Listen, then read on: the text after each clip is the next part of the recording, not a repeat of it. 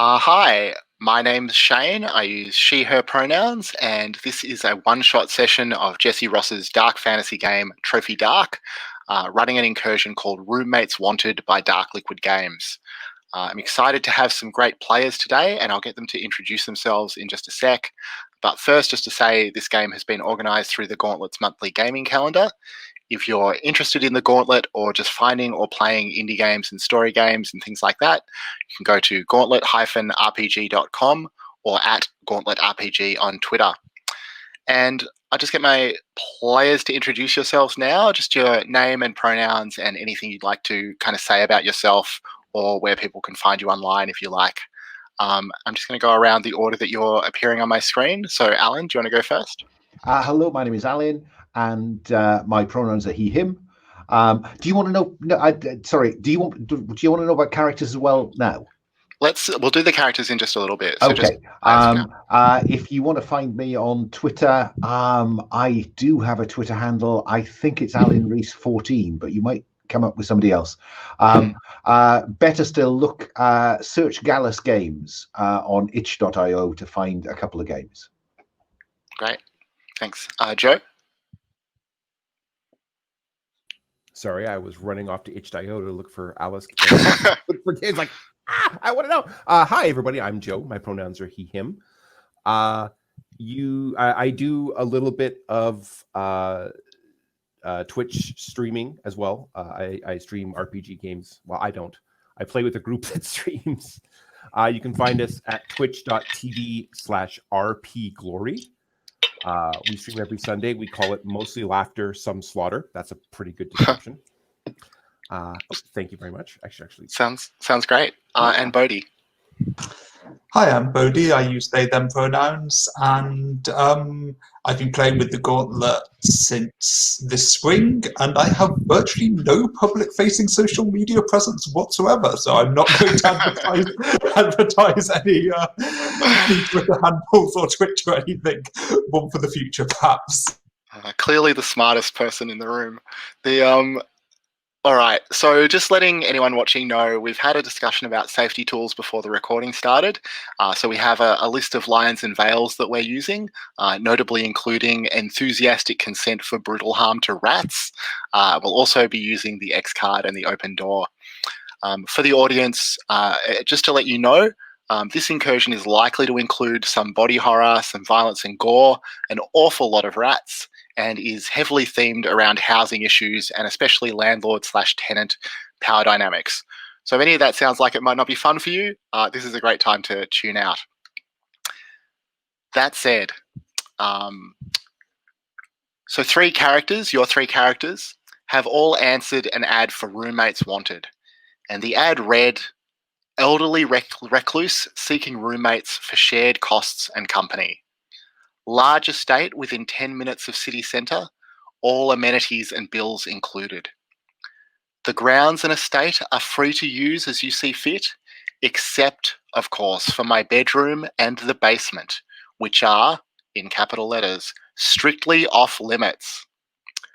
Groups of applicants who know each other already are preferred, so issues with clashing personalities can be avoided. And the ad was for a place in a very desirable neighbourhood, and the rent is very reasonable. But what really caught your eye or your eyes was the last line of the ad, which reads, quite eager to have new tenants. All rooms are fully furnished. Stay with me for 5 days straight, and if you don't like it, I will pay you $10,000 for your time. You won't find a better offer. And yeah, how could you resist? So, each of you has a particular reason why $10,000 would be so important to you. So maybe I'll start with Bodhi or James. Why is $10,000 so important to you? Because my father has framed me for an engineering mistake. We were running an engineering firm together, and he's framed me for his mistake, got me sent to prison for professional negligence, and is now planning to disinherit me, and I need to urgently retain a lawyer to contest his estate. I like that you need the lawyer to contest the estate, not to try and get yourself exonerated or otherwise escape prison. I've served my sentence. You've I've served your sentence. potentially given up on that idea, and now just want revenge on my father, basically. Yeah, of course. Who wouldn't? So let's meet the other characters now. Joe, do you want to introduce us to the character that you're playing? Yes, I'm playing Robert. Robert has been working for the past several years as various kinds of security guards, whether it's mall security, bank security, casino security. He's been sort of bouncing from place to place because, frankly, he doesn't get along with most of the people that he works with because they're all idiots and he's a genius. Mm-hmm. And because he's a genius, he has this $1 million app idea. It's like, wow, that I can zero in, I can do this, but I just need the startup capital. I just need to pay some people who can teach me how to make it. And $10,000. Yeah, that would help. that's great. And Alan, do you want to tell us about Peter? Yeah, Peter Daniels. Pronouns are he, him. Peter thinks of himself as something of an intellectual and artist. But the trouble with Peter is that his kidneys are failing. So he desperately needs a kidney transplant. And if I don't find the deposit soon, then that orphan with the viral GoFundMe is going to get it first. So this is literally for Peter a matter of life or death. Amazing. Thanks, everyone. So as we start, the three of you have just arrived at this house together. And from the outside, it is just quite staggering. Probably all of you looked at pictures online or on Street View, but it's even more impressive here, like in the flesh, as it were. Both the house and the grounds are just huge, much bigger than what you'd expect from this kind of part of the city, this close to the CBD. You're all standing on the doorstep now, up those ornate front steps, and it is time for your scheduled house interview. There's a large door knocker. What do you do?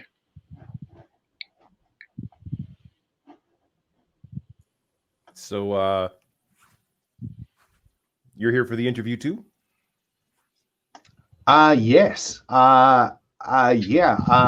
It just seemed like too good a deal to pass up. Given I have a really pressing need. Yeah. Okay. Cool. Seems like it might be almost too good to be true, but I thought, what the hell? Okay. Whatever. Knock, knock, knock. All right. So there's quite a pause, and eventually you hear the sound of kind of shuffling footsteps approaching the door from the inside, and it creaks as it opens, and you see a very elderly man. He's a little stooped. He looks like he could not possibly be long for this world, and he takes some deep breaths to recover. He says, you must be the tenants. I was hoping that the agent would be here for the interviews, but come inside, please. And he ushers you into an entryway, and already it's incredible. The scale and wealth on display inside are again staggering to you all. Joe, what is it that you see just inside that entryway that speaks to a level of wealth and comfort that you've never really encountered before, or only rarely? The entryway walls are just covered in paintings, not posters, not displate. Honest to God, oil paintings that an honest to God human, honestly God, like painted over the course of like years of their life. They're just that just screams out, "Oh my God, I actually own these." Amazing. Peter, as an artist yourself, like, what do you think of the paintings? You're muted. Sorry, you're muted, Alan. Sorry, I'm just I went to the wrong place for the. I'm always worried that I'm going to leave the studio by mistake. Yeah, I think what I notice is that they're just very old. You know, there's nothing modern. There's nothing at all unsurprising. It's like someone's got a kind of large removal truck full of art to impress people. You know, which is so, you know, turn of the 20th century. Yeah. How disappointing for you. So the landlord ushers you in, and he says that he hopes that the agent will arrive soon. And he suggests that you all take some time to just have a look around, you know, check out the bedrooms, the grounds, see if you like the house, and he'll meet you with the agent in about an hour in the sitting room to talk about, you know, details and whether you'll get along and things like that. And then he turns around and slowly shuffles away with this kind of odd gait. Thank you so much, sir. You have an absolutely amazing home, and the art that you've used to decorate your walls is just amazing. Thank you very much. It's very kind. And once he's kind of hobbled off, I turn to Robert and say, "Do you know anything about art?" I know that's expensive. Yeah, but it's you know, that's all it is. It's kind of dull art. Does it need to be exciting? Oh, art has definitely art. Art is not art if it isn't exciting. Right. Art needs to be exciting. Right. I'll write that down. I'm just gonna go look in this room. Excuse me. So as you open a door, and consistently what you find as you explore is that the place is remarkable, is beautiful, is very expensive in every respect.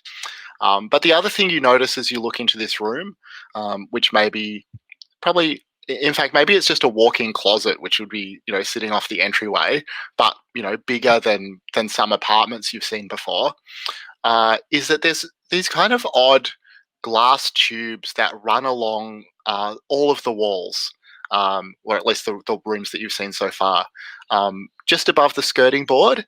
Some also just at the, where the ceiling meets the wall, maybe a few inches wide. Not really clear what they're there for. Sorry, were these in the hall as well? Yes. Or just now you see, that's an interesting installation. I agree. I wonder if they're pneumatic or whether there's. I go up closer to them and examine them and kind of. I think I'm waiting to see if anything kind of comes through them. Yeah.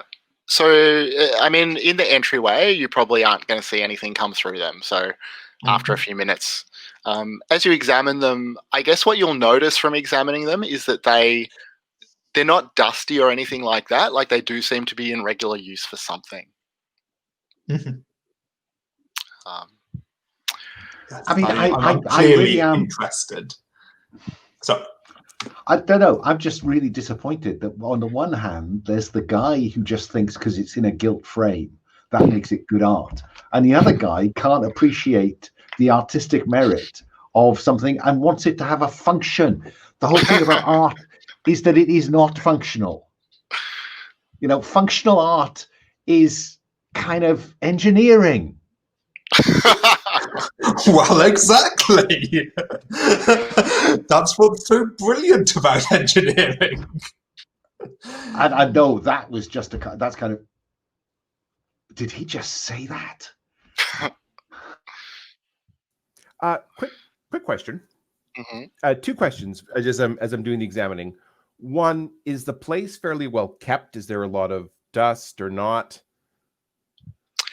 So like if you're looking around the ground floor, everything is very well kept. It looks like there must be a significant cleaning staff. Everything's immaculate. Excellent. I can get behind an excellent cleaning staff. And then how secure is the bottom floor? Are there bars on the windows? Is there a lot of like easily jimmyable doors? Well, is that something that you might have a skill that would help you recognize, or? I bet I do. Defense? Yeah, sure. I mean, I don't think you need to roll for this. I just was curious if that was something that you'd have expertise in. Yeah, I mean, it's pretty secure. There are grates over the windows, the doors. You know, the door has a pretty substantial lock on it. Smart. The one thing that you might notice as you look around in terms of security is that quite a number of the rooms, especially bedrooms, if you start to explore a little more broadly, have padlocks on the outside of the doors. A little unusual in a residence. This is going to turn Hang into on. some On weird the sex thing. I know it. out of the door. Hang on, so that you could paddle. So we could be padlocked into a room. All of these are padlocks. Is there any way to know? So there's I mean, you could remove the padlocks. They're sitting on sliding bolts. They're unlocked at the moment. But yes, they do look as if they could be used to lock someone inside those rooms. That's a bit freaky. Is there anything else in the house that you're wanting to look at in particular or explore, or? Oh no, I just want to find the biggest room. All right. Anyone else? Anything in particular that you're looking for? I want to check out the kitchen. Food's important. Mm-hmm. And Robert, what about you? Oh, I was debating, like, would he mind if I raided his kitchen? Would he be okay with it? Okay, I think I'll investigate the kitchen as well. Maybe at the same time, James. Okay. So Peter, is there like a particular artist whose work is singularly inspiring to you, who you draw, great inspiration from? Yeah, my own.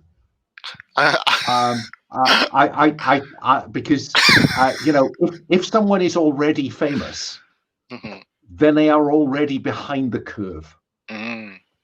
So the whole point is to make art that is unique and unlike anyone else. Yeah. So I can see lots of art here that I believe I've transcended. Yeah. So as you go looking around the bedrooms, looking for one that's particularly large, you do come across, you find a huge room with a very luxurious 4-poster bed, king size. And how does it feel when you see that he also has a collection of your own art that he keeps in this room? Oh my God. I mean, I've been selling art on that bridge in town, on the monthly art market thing. And they're all here. And this all begins to make sense now. So, I mean, because this is just, the gods of art have put me and a patron in the same building. So I want to go and look for him. Okay. Cool. Well, I'll come back to you, but Robert and James, you find your way to the kitchen. You follow some wonderful smells of food that's cooking. You come across, when you arrive in the kitchen, you find some pastries that have been set out on a sideboard that look pretty delicious. probably some smells that are very evocative of your childhood, as well as just some lovely things in the oven. Is there anything in particular that you're looking for, or you just wanted to check out like the appointments and the fixtures? I think I want to rifle through the cupboards a bit, kind of see what sort of food is in the house. I'm just curious, just kind of like general idle curiosity. Yeah, so there's lots of fine meats and fresh vegetables in the fridge. There's a well-stocked freezer, a well-stocked pantry. Again, a bigger pantry than you've ever seen before. In the pantry, you notice some envelopes that look kind of surprisingly dusty that have been sort of tucked away in a back corner there. Are you interested in having a look, or you just want to check out the food and things? I think I am curious. I do have a look, but kind of under the pretense of I make a bit of a pretense of knocking them over when I'm checking out the food and the things, so it's not kind of clear that I'm trying to look at them specifically. I don't think I opened the envelopes. I think I just look at the outside of them. Yeah. So they're just all kinds of seemingly mundane mail, just address labels. But you see that they're addressed to like quite a number of names, and they clearly go back in time. Some of them relatively new, probably from earlier this year. But as you look back, they become progressively more yellowed and mouldering, and it looks like there's been quite a turnover of residents of this address.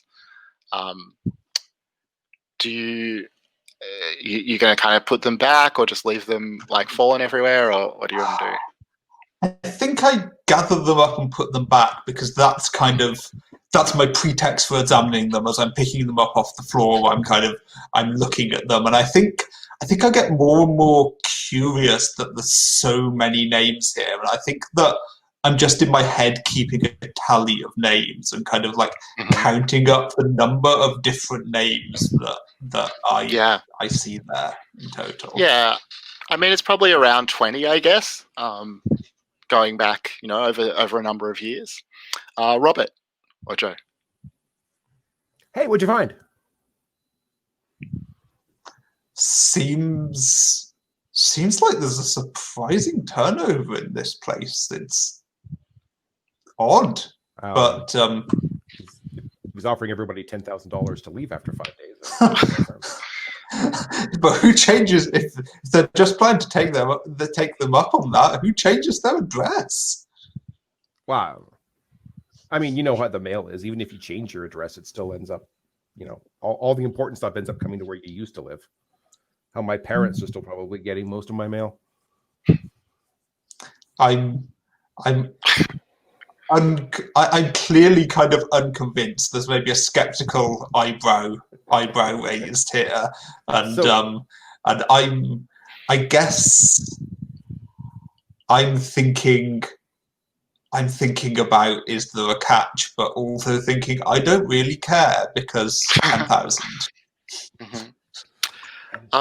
So, Robert, while you're having this conversation, you notice in one of the glass tubes that you've now seen seem to run all over the house, there's a dead rat lying inside the tube, like sealed inside.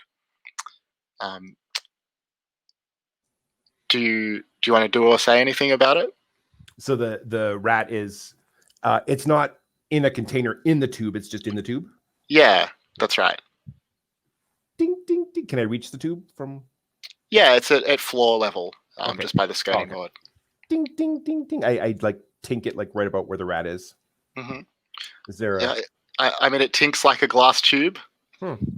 Is there anywhere I'd call it an entrance or an exit. Is there an entrance or exit to the tube anywhere in the room? You haven't seen anything like that in the house.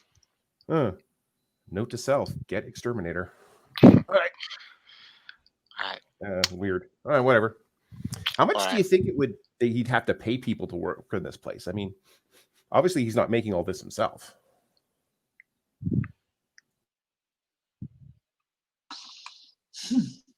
I can't say I've got much experience in the hiring of domestic servants. It's I guess it's also odd that we haven't seen anyone. Yeah, I thought so too. It is a little weird, but I mean, hey, it's the day off. I can imagine he wouldn't want a bunch of like people hanging around when he was interviewing new roommates. Why does he need roommates? Do you think he's just lonely? I don't know. Who knows why strange old men do anything? True enough. All right, so I'll come back to you, but I just wanted to jump back to Peter. So you find the landlord after a little bit of an exploration, and he's on his way to the sitting room for the house interviews, and kind of looks up and acknowledges you as you come by. So, how are you finding the house to your satisfaction? Oh, I take his hand, I start pumping it, and I say, you can't imagine how exciting it is to find that all the pieces I've sold in the last 18 months, 2 years, it was you all the time. I'm Peter Daniels. You have so all my pictures. It's amazing. His eyes widen with surprise and some apparent distress, you think. He looks quite confused and disoriented. And he eventually settles into a kind of quiet chuckle, and he says, "Oh, that's very funny of you to say. I am a great art lover myself, but almost a paradox, I suppose. I cannot abide artists themselves. I could never live with an artist.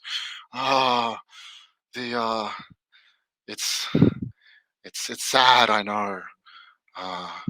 If any of the people here were artists, I would have to apologize, but let them leave without the $10,000, for it will not work." But very... and Peter immediately says, well,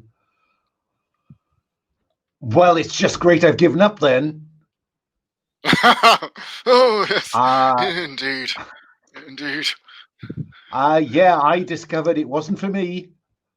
But it's kind of a coincidence that all that stuff that I wasted my time doing for the last 5 years is here. And So I a think piece of Peter inside him, a little piece of Peter dies. At this kind of having to make the judgment between kidney and his love of art. I think that lying to the landlord might require a risk roll. So this will be our first roll of the dice, which is really exciting. So when you attempt a risky task, say what you hope will happen and ask the GM and the other players what could possibly go wrong. So obviously what you're hoping seems to be that the landlord will believe that you are no longer an artist. Is that fair? Yes. And everyone, what do you think could go wrong? Yeah. I have an idea. He could believe him. He could believe him so strongly that he's like, oh, that is so, you know what? We can't have this art hanging around and reminding you of your past. So we should just have a big ceremony where we go out into the yard and burn it all. Amazing. Bodhi, do you want to? That's so much better than what I had. So I think we'll just stick with that. I mean, my much more boring suggestion was going to be that he doesn't believe you, but clearly that's the superior take. All right, so take one light-colored die if the task is something you are skilled at because of either your occupation or your background. So do you have a relevant skill?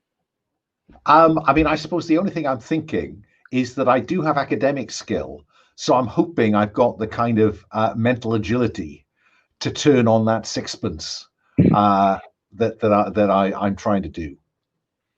But that's about it. You met many academics. I mean, some of them, for sure, but Yeah, I think that's a strange. Otherwise, no. All right. Look, let's let you have it because it's our first dice roll, and I'll strive to be a little tougher about these things as we proceed. You can take a second light die for accepting a devil's bargain from another player or the GM. So, devil's bargain, probably similar to other games that you'll have played, is something bad that will happen regardless of the outcome of the die roll. So, it has to be something that makes sense regardless of whether Peter succeeds or fails. Robert and James, do either of you have a devil's bargain that you'd like to suggest?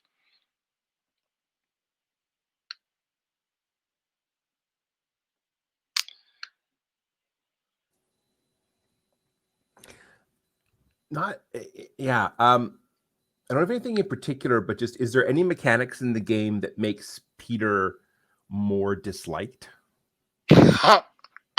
More disliked than an artist, absolutely More not. disliked than an artist and an academic? No, there's not. No mechanics for that. Darn it. That's my thought. We think he's a brown noser. When obviously I'm the brown noser. So I think that maybe the devil's bargain that I will add is that regardless of whether you succeed or fail, the landlord takes a liking to you and becomes very concerned about your comings and goings and very attentive to what you're up to. I will take that. So can I get a second light dice? Yeah, so that's a second light die. And then the third die that you can have if you want is a dark die if you're willing to risk your mind or body in order to succeed. Oh, I think that is exactly what Peter is doing. That little bit of him dying, I think, is whether that has a long-lasting effect. So I guess I take one dark dice, yeah?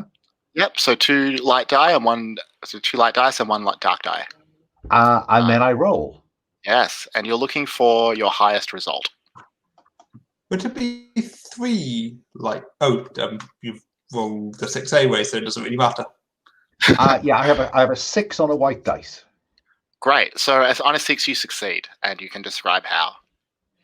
I think that he's entirely taken in by this spiel about how, and I start talking about history and the way that artists have wasted so much time and so much intellectual energy has gone into this worthless waste of time. Just because I cannot fail to get this room.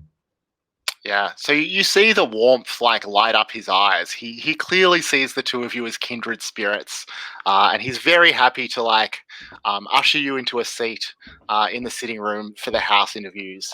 And Robert and James, you join them shortly after that, I think.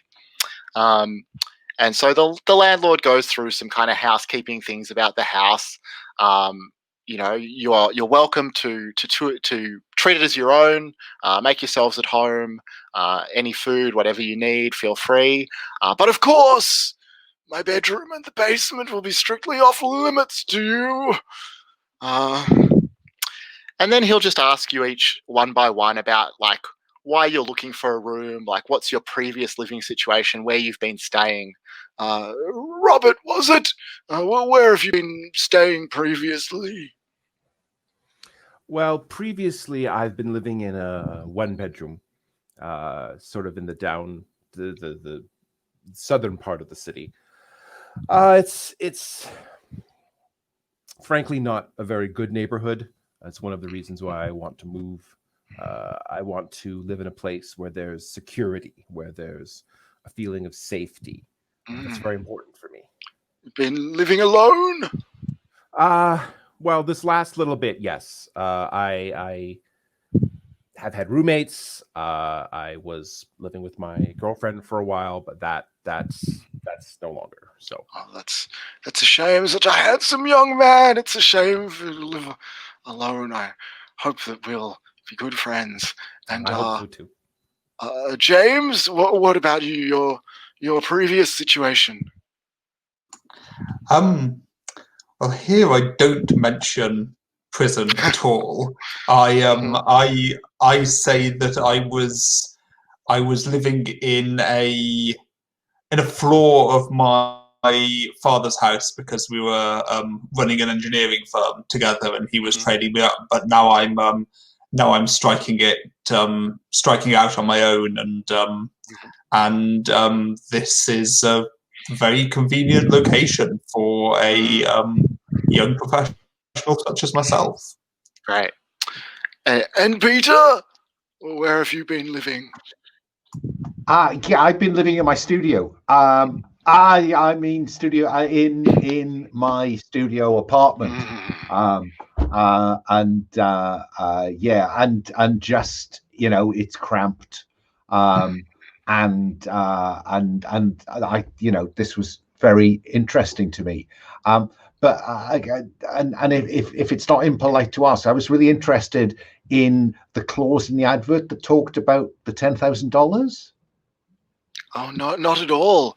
Uh, of course, I understand that all of you, your time is important. I do hope and trust that you will decide to stay and live with me. But if not, after a suitable period to really try it out, to weed out the mere gold diggers, those who might try and take advantage of an elderly man. Uh, of course, I will compensate you for your time if it turns out this is not a suitable situation for you. Um, does that sound acceptable? Yeah, I just wanted to check because that's a very civilized. Sorry, I don't think we catch his name. You did not catch his name. That's fine, Mister. And I kind of leave a space for him to say what his name is. He just nods politely. He does not take you up on your kind of invitation. And all three of you notice at this point that there's a rat, this time alive, in the tube up by the ceiling in the corner, kind of skittering around, but also looks a little bit like it's watching you all. And the landlord says, "Well, that all sounds very good, very suitable. All of you, Sonny, living alone, nobody to miss you if anything were to happen." And his eyes just glow a little as he says that. Um, and I think we'll take a break here, and we'll pick up on your second day in the house. So back in 10 minutes, if that's good for everyone. All right. How's everyone doing? Cool.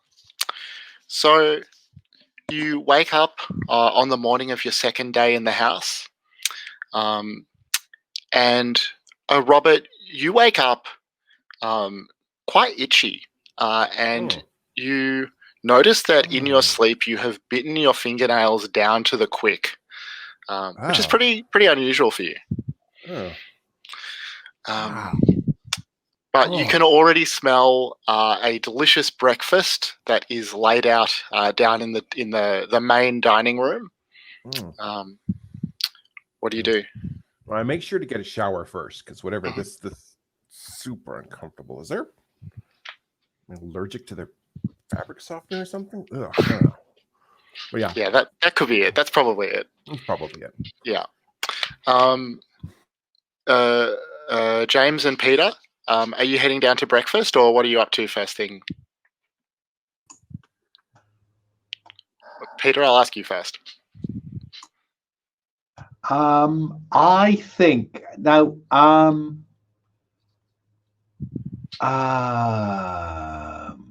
He's not going to burn these paintings, is he, anymore? No, that's not going to happen. So I think I take them off. No, I don't. No, I'll take them with me when I go. No, I'll leave the paintings. Yeah, no, if there's a smell of breakfast being done, then I go straight to get some breakfast. Great. Yes. James? Same for me, I think. I want to just ask how were we kind of assigned assigned rooms yesterday and kind of like shown to our rooms, or did we choose from a number? Or Yeah, I think he would have just said, there's a large number of bedrooms available. You'll see that mine has a do not disturb sign, but otherwise, make yourself comfortable wherever you like. yeah, I want to say that I have. Did my room have a padlock on the outside of it? Yeah, it had a sliding bolt with an unlocked padlock hanging off it.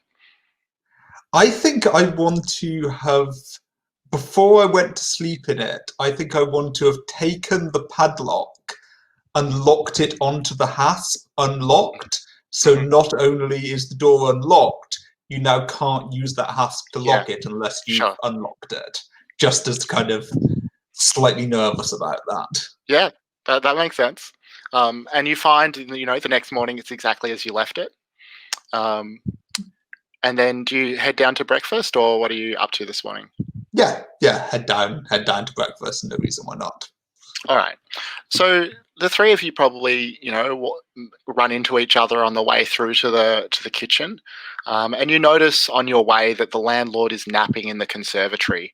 But what is immediately disturbing to you is that there are rats crawling on his body, 3 or 4, not disturbing his sleep, but just scurrying all over him. So they sort of twitch and look up as the three of you enter the room.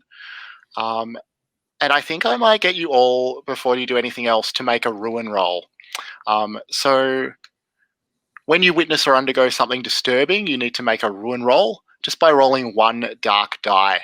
Now, I think that I'm worried that Roll With Me might crash if we all try and make our ruin rolls simultaneously, so I'll just call them one at a time. And basically, if your ruin roll comes up higher than your current ruin, your ruin increases by 1. There is a way to reduce your ruin once it gets to 5, but we'll just talk about that later in the game, I think. So, Peter, do you want to start just rolling 1 dark die? Oh, yeah, that is a 6. Yes. So your ruin increases by 1? It does. It goes from 2 to 3. Yes. And James, do you want to make your ruin roll?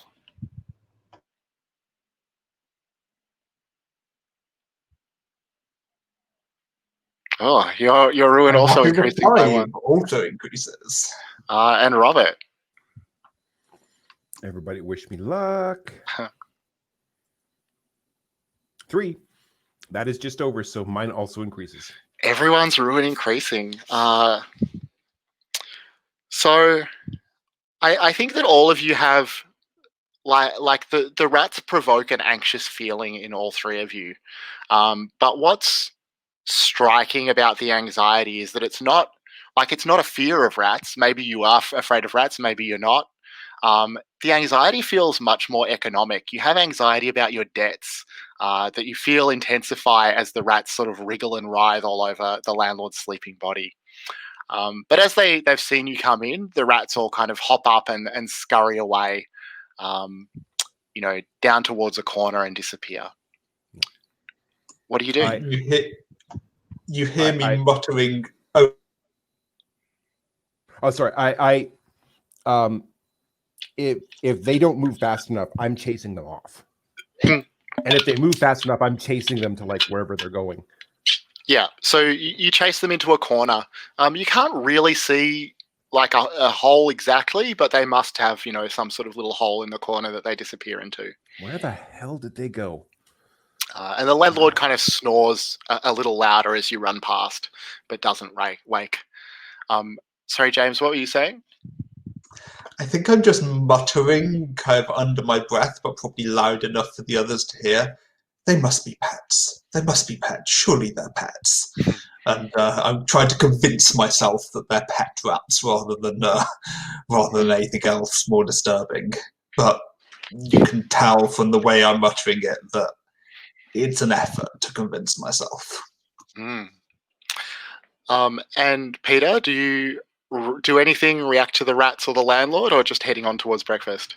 I think, because technically at the minute I don't have any debts, but I think what this I get a twinge in my kidneys, and that dull ache that I kind of wince and just just it doesn't do any good. But I massage the small of my back, just trying to make that discomfort go away, and then slump into a chair to eat some breakfast. I think I'm more worried about myself than the old man, inevitably. Sure.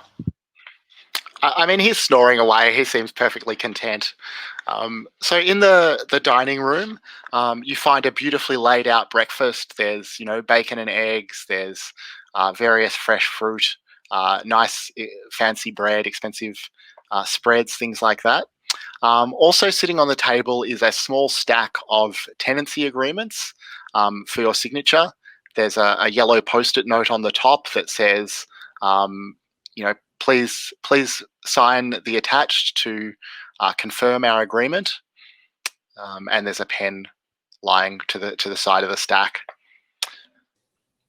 I start looking around for the staff. Like, okay, so somebody made this. Obviously, is they hanging out in the kitchen? Are they? You don't see any staff, but you do notice that a couple of rats run through the glass pipe on the wall. Okay. I'm very selective. I eat the stuff that's been cooked because I'm slightly twitchy about the fresh fruit. Because if there are rats in this house, then I'd rather have that stuff that's underneath the kind of the bacon or whatever, the eggs that are underneath some kind of cover. Mm-hmm. I think by contrast, I just tuck into everything. I've seen I've seen much worse in prison, so I'm not phased. Mm-hmm. And are any of you signing or looking over the contracts, or how do you react to those? Oh, I just sign it. Great. I don't even read it because he told us what it was all about. So done. Yeah. Robert? I make a big show of, like, while I'm eating, looking over the contract, probably spewing like little bits of egg and bacon and bird as I'm reading it. Like, let's clear that off. That's fine.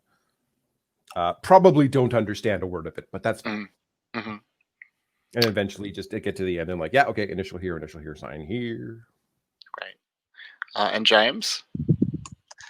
I think I wait till I finished eating and then not only do I read it carefully, I think I perhaps have a scrap of paper that was in my pocket or something, and I'm kind of making notes on anything I find strange or unusual. So I think my question is there anything obviously strange or unusual in the terms of this contract? Well, yeah, I'll come to that in just a sec. But the first strange and unusual thing that you notice is that your phone isn't in your pocket. So when you reach in to make notes, you realize that your phone is missing. You're sure that you had it when you got out of bed this morning, so you're not quite sure what could have happened there. But I think it's going to be a risk roll to pass the contract to look for anything suspicious or unusual. So I'll just go through again how we put the risk roll together. Say what you hope will happen. So I understand that you're looking for any strange or concerning terms. Is that right? Mm-hmm. Yep. All right. So everyone, GM and other players, what could possibly go wrong? The most obvious one, I guess, is that you failed to notice something that you would have liked to notice. Does anyone else? There's some kind of specific caveat around the money. Mm-hmm. That there's a way that they could finagle their way out, or he could finagle his way out of paying us the money, because Peter clearly is going to stay the 5 days and he's going to leave. Mm-hmm. That's what I'm thinking. Yeah. Any other suggestions for something that could go wrong?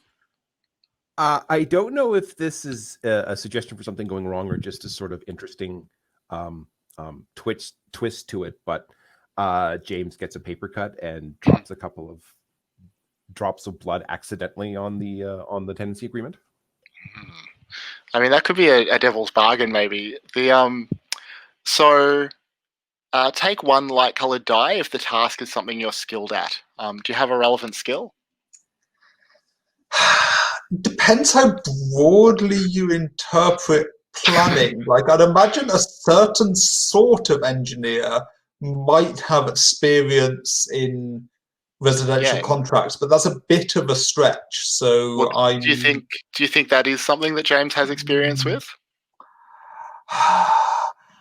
I think most engineers would get involved at an earlier stage. So I'd say no. I'm not going to take a skill die. Great. Can I toss in a background suggestion here? Go on. Is that how your dad got you? You put your name on something that you didn't really thoroughly read, and then afterwards you realized you were the one who was caught holding the bag?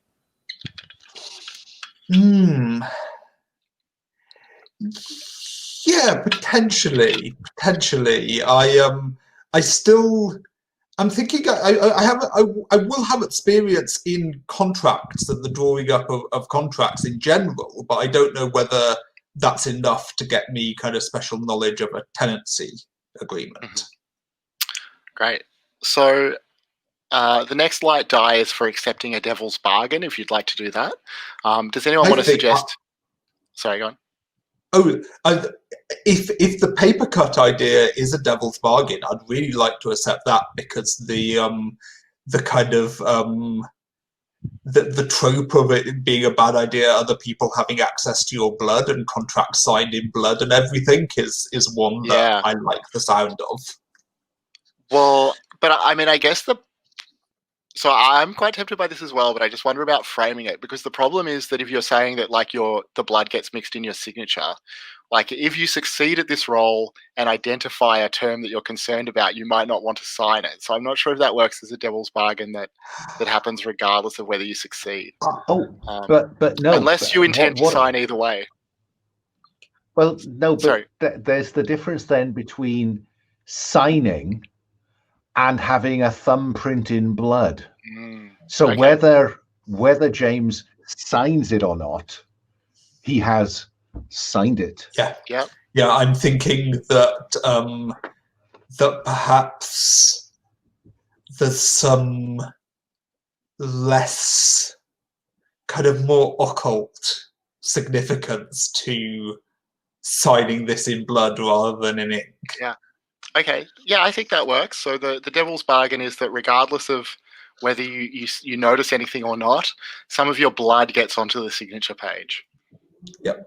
All right. So you're going to take a light die for that, and then you can take a dark die if you want to risk your mind or body to succeed. I think I will. By the way, I've forgotten under what circumstances that triggers. The dark die. So you just add a dark die to your risk roll if your mind or body, if you're willing to risk your mind and body. Sometimes I might tell you that what you're attempting intrinsically risks your mind or body, so you have to add it.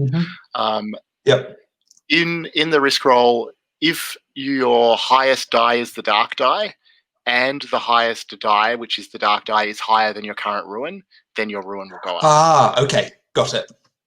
So I'll roll that, and sorry, I think it's just one light die and one dark die.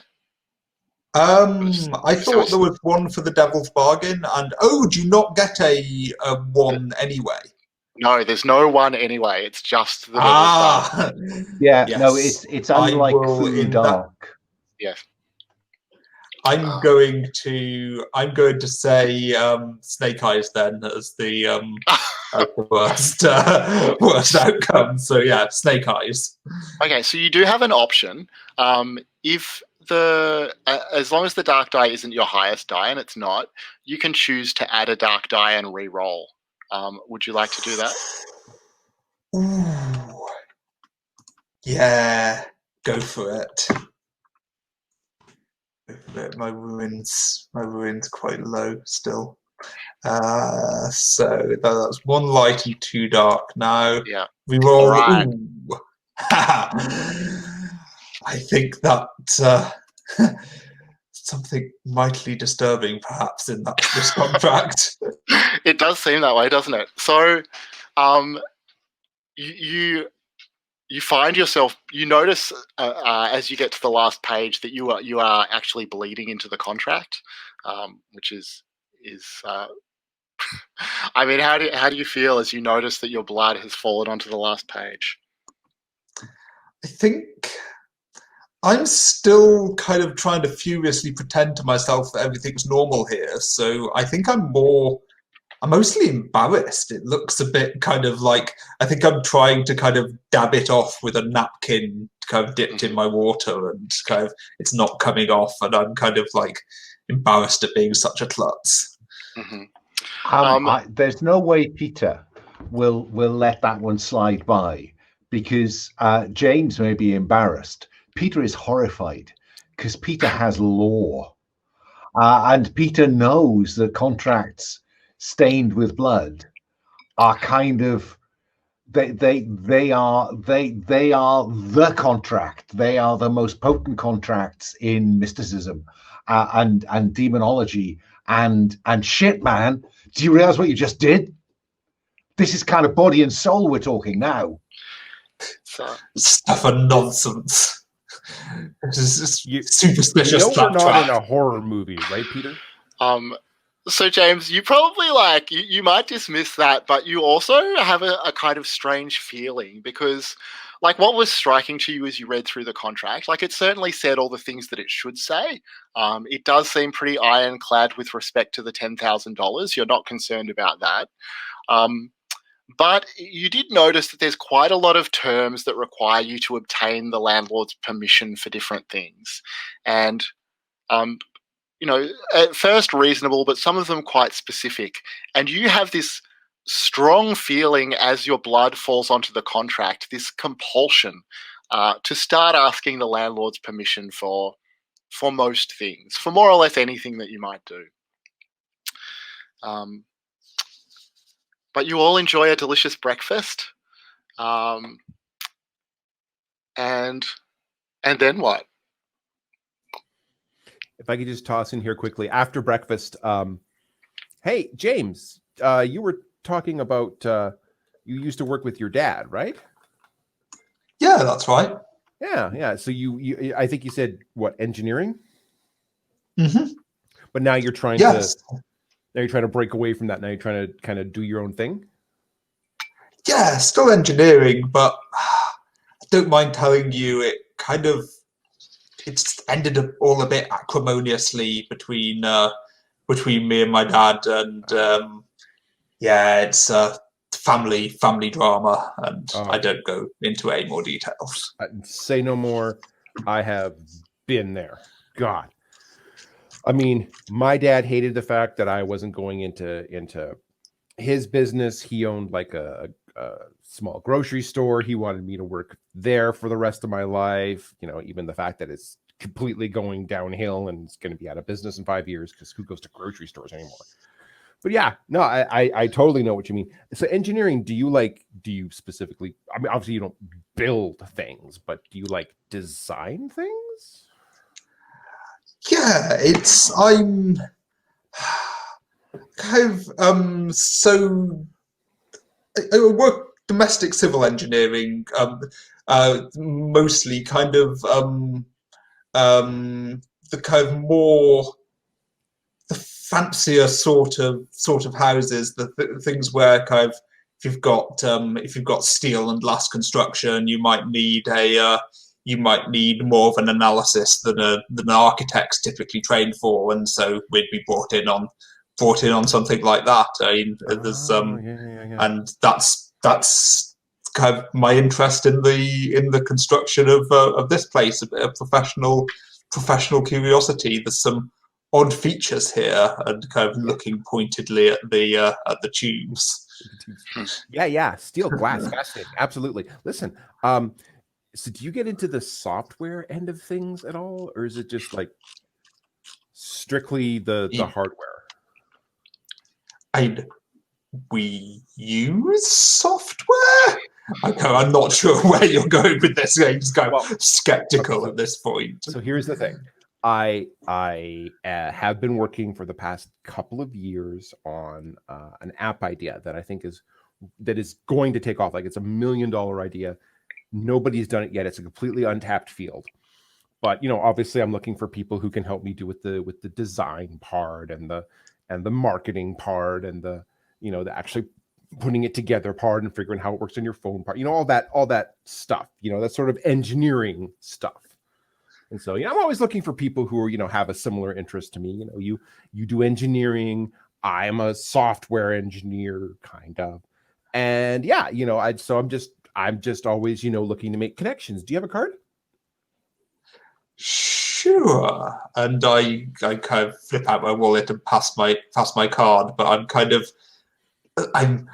you can see my eyes go up and to the right when you say software engineer, as soon as immediately after saying looking for someone to kind of work out how it works on your phone, and I'm kind of Here's mine. Here, cool. So Peter, what are you doing while this conversation's going on? I'm waiting for them to pause, and then I kind of say, so we got to talk about the rats or not? I mean, what is going on with the rats? They were all over him, and we've all seen them in these tubes. So what is that all about? There's the sound of squeaking from the tube as a rat runs through the room as you say this. You see, so look, rats live and let live, but that was weird with him sleeping and the rats, or is it just me? Okay, well, look, it's not just you. Yeah, that was creepy for sure. When he wakes up, the next time I talk to him, I'm certainly gonna ask him hey, should we get an exterminator? Or the rats part of the house? I'm gonna ask him some more questions. Yeah, of course. Yeah. It's weird. I get it. So as you say that, sorry, go on. No, you go for it first. So as you say that, the door pushes open and the landlord steps inside with that kind of odd gait of his and shuffles towards the table. Do any of you say anything about the rats or otherwise? Yeah, I'm hoping that Robert is going to, because I just ingratiate myself to him by offering to pour coffee for him. Well, thank you. I've got an idea for how to raise it subtly, so maybe I can go for that first, and then you can go more direct if you want to. I imagine you just make this conversation out loud in front of the landlord, who looks at you in a confused way. Meanwhile, I am on the landlord's other side, going, "Oh, would you prefer tea, sir?" So, quite an impressive setup you've got here for your pets, are they? Oh, the little tenants, yes. I'm terribly sorry about that. I have an exterminator coming. I don't know how they got so out of control. So not pets. No, I suppose. Well, not pets exactly. No. Okay, but you do have an exterminator coming, right? Oh yes, you shall certainly see the exterminator soon.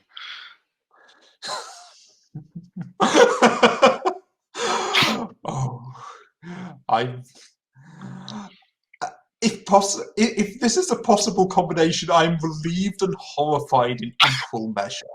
Great. So tell me about the rest of the day. Is there anything that you particularly want to do or look at on your second day in the house? I think Peter has got a couple of things in mind, because what Peter would normally be doing would be he'd be putting down a kind of floor covering, and he'd be painting in his room. But that's what he does every day, and now he's got nothing to do. So I think that he will spend first of all, he will go through his bedroom with a fine-tooth comb looking to block up anything that looks like a hole a rat could get in through. Yeah. And then I think he'll explore the house. He'll just go to any room and just, room to room, because he's bored. He needs to occupy his mind. Do you invite the others to join you, or are you going to do that by yourself? It will not have occurred to him to invite the others to do it with him. Sure. Robert, what's your plan for the rest of the day? I'm going to, as soon as breakfast is done, I'm going to go for a run. I'm going to go check out the grounds. I'm going to see what's out there. Great. And James, what about you?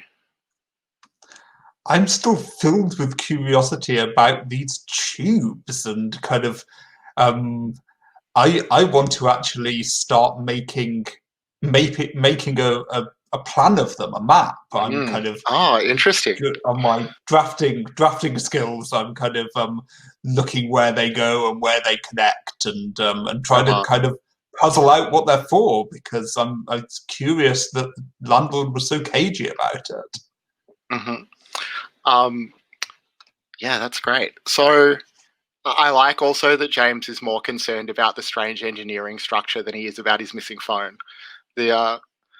So I've forgotten about my missing phone, both as character and player, and I think I'm going to just stick with that. It's I've got the intellectual bug now. What's this for? So Robert, you like find the grounds are just as big as you'd expected. There's plenty of places to go, plenty of space to go for a run. Almost like leading into a kind of woods. Like it's remarkable to you that there's like such an expanse of natural, of nature in this part of the city. You wouldn't have thought.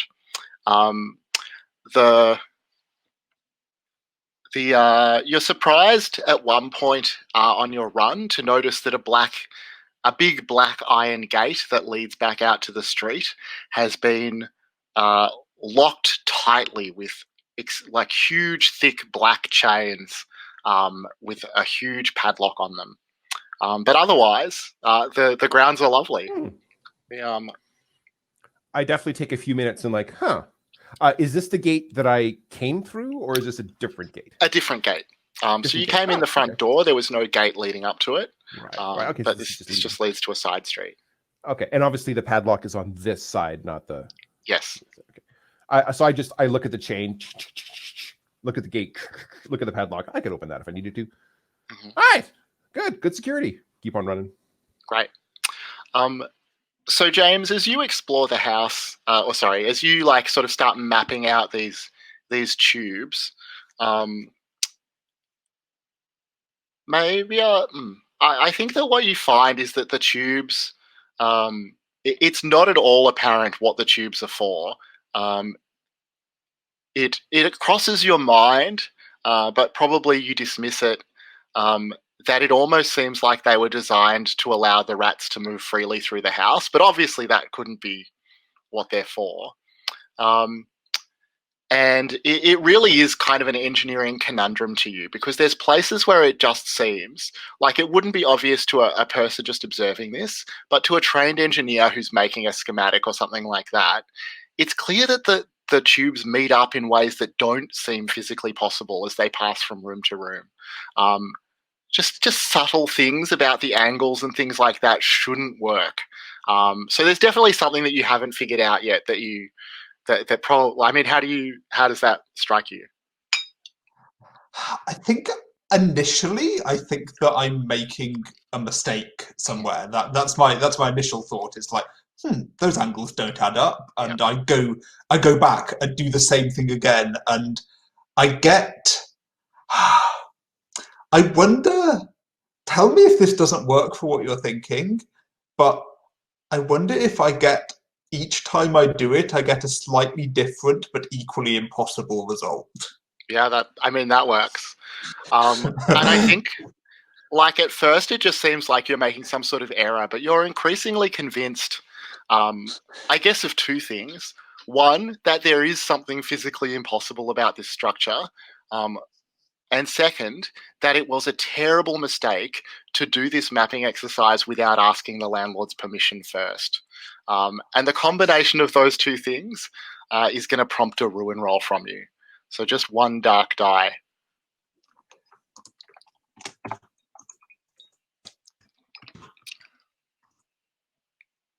All right, so your ruin doesn't go up.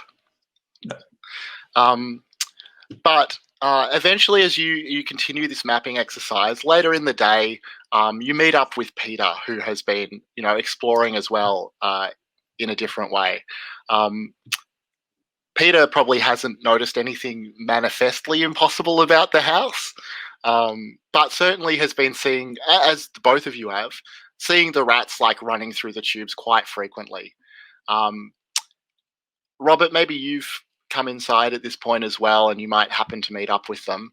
And the three of you are surprised to see, it's no longer surprising when a rat runs down these tubes, but what's surprising to you now is that a rat is slowly and carefully dragging a $100 bill through the tube in its mouth, and it appears that there is blood on the money. What do you do? Well, I mean, you think the old man's got if he hadn't, yeah. I mean, if the guy hadn't said that he hates artists, then I'd say that this is kind of the weirdest installation ever, and that it's really imaginative. But every room I've been into, I've been, all the floors, I've opened any door I could, and these tubes go everywhere.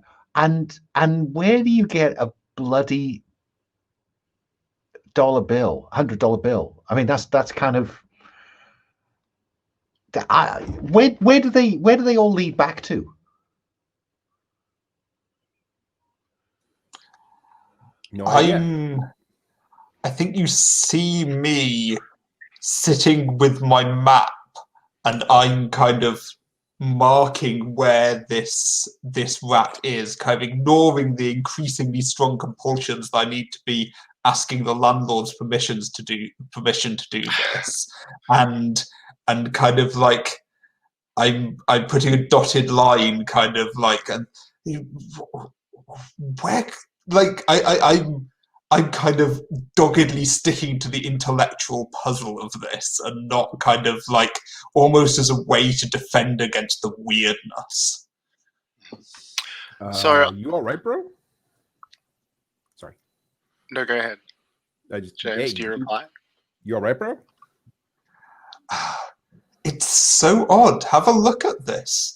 None of this makes sense, and I kind of circle all these kind of areas where impossible stuff's going on, and kind of I can't get an answer that makes sense here. This is very strange.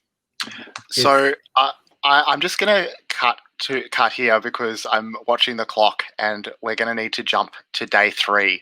But you continue this conversation, and you all come to understand what you've all learnt about the house.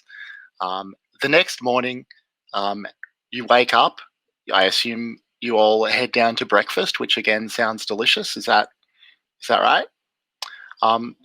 Peter, as you head to the kitchen or to the dining room, you overhear the landlord's voice, and you realise he's talking on the phone to someone, just kind of tucked in a little alcove around the corner. So he hasn't noticed you yet. And you hear him say, I, of course, listen. Yeah. And you hear him saying oh, yes, the room is still available. No, unfortunately, the previous applicants didn't work out. Yes, please, it's very ready whenever you would like to come by, perhaps a few more days. And seems to be talking to someone else who's interested, obviously, in the rooms in the house. What do you do? Oh, well, Peter just assumes that because there are so many rooms here, he must be wanting more applicants. Yeah. It's not like there are only 3 rooms.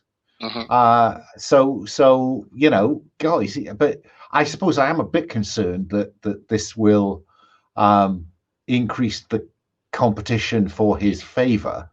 Mm. Because then when he puts the phone down, I come around and say, "Oh, hi, good morning. Nice to see you sleep well." He looks a little surprised. He looks surprised and a little shocked to see you there.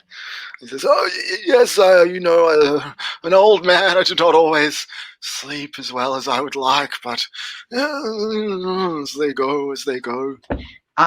Because couldn't help noticing yesterday morning when we came down, you dozed off in the conservatory, and there were those rats all over you. I just want to be if you're asleep and there are rats, do you want us to chase them off and stuff? How do you want us to deal with that kind of thing? I don't want to offend or anything. So he gasps at that, "Rats on me," and he looks up at the glass tubes unhappily. He says, "Yes, if the rats are on my body, please drive them away. No And I will problem. do likewise." Oh Likewise. I was going to suggest, we had a quid pro quo thing. No, absolutely, yeah. So they're supposed to just be in the tubes. Is that the case? Well, they shouldn't be here at all. They very, very disobedient little tenants they are, hard to control. But the exterminator will be here soon, I'm sure. Okay. Um, Are you at all interested in the significance of rats?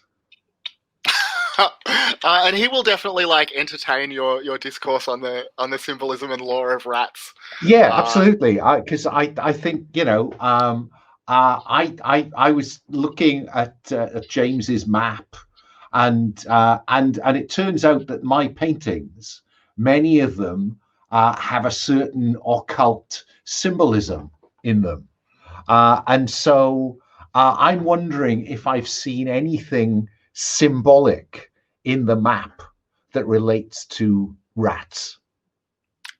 Amazing. So let's make that a risk roll. Well, actually, I might just check in with what the others are doing this morning, and I'll come back to you. But just think about how you might put your risk roll together. So Robert, you wake up again from a slightly disturbed sleep.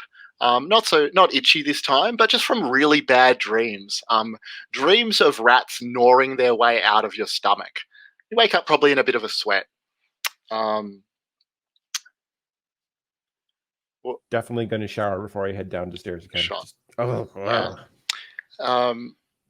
So I think that you, because you had this kind of disturbed sleep, you arrive in the dining room before anyone else does.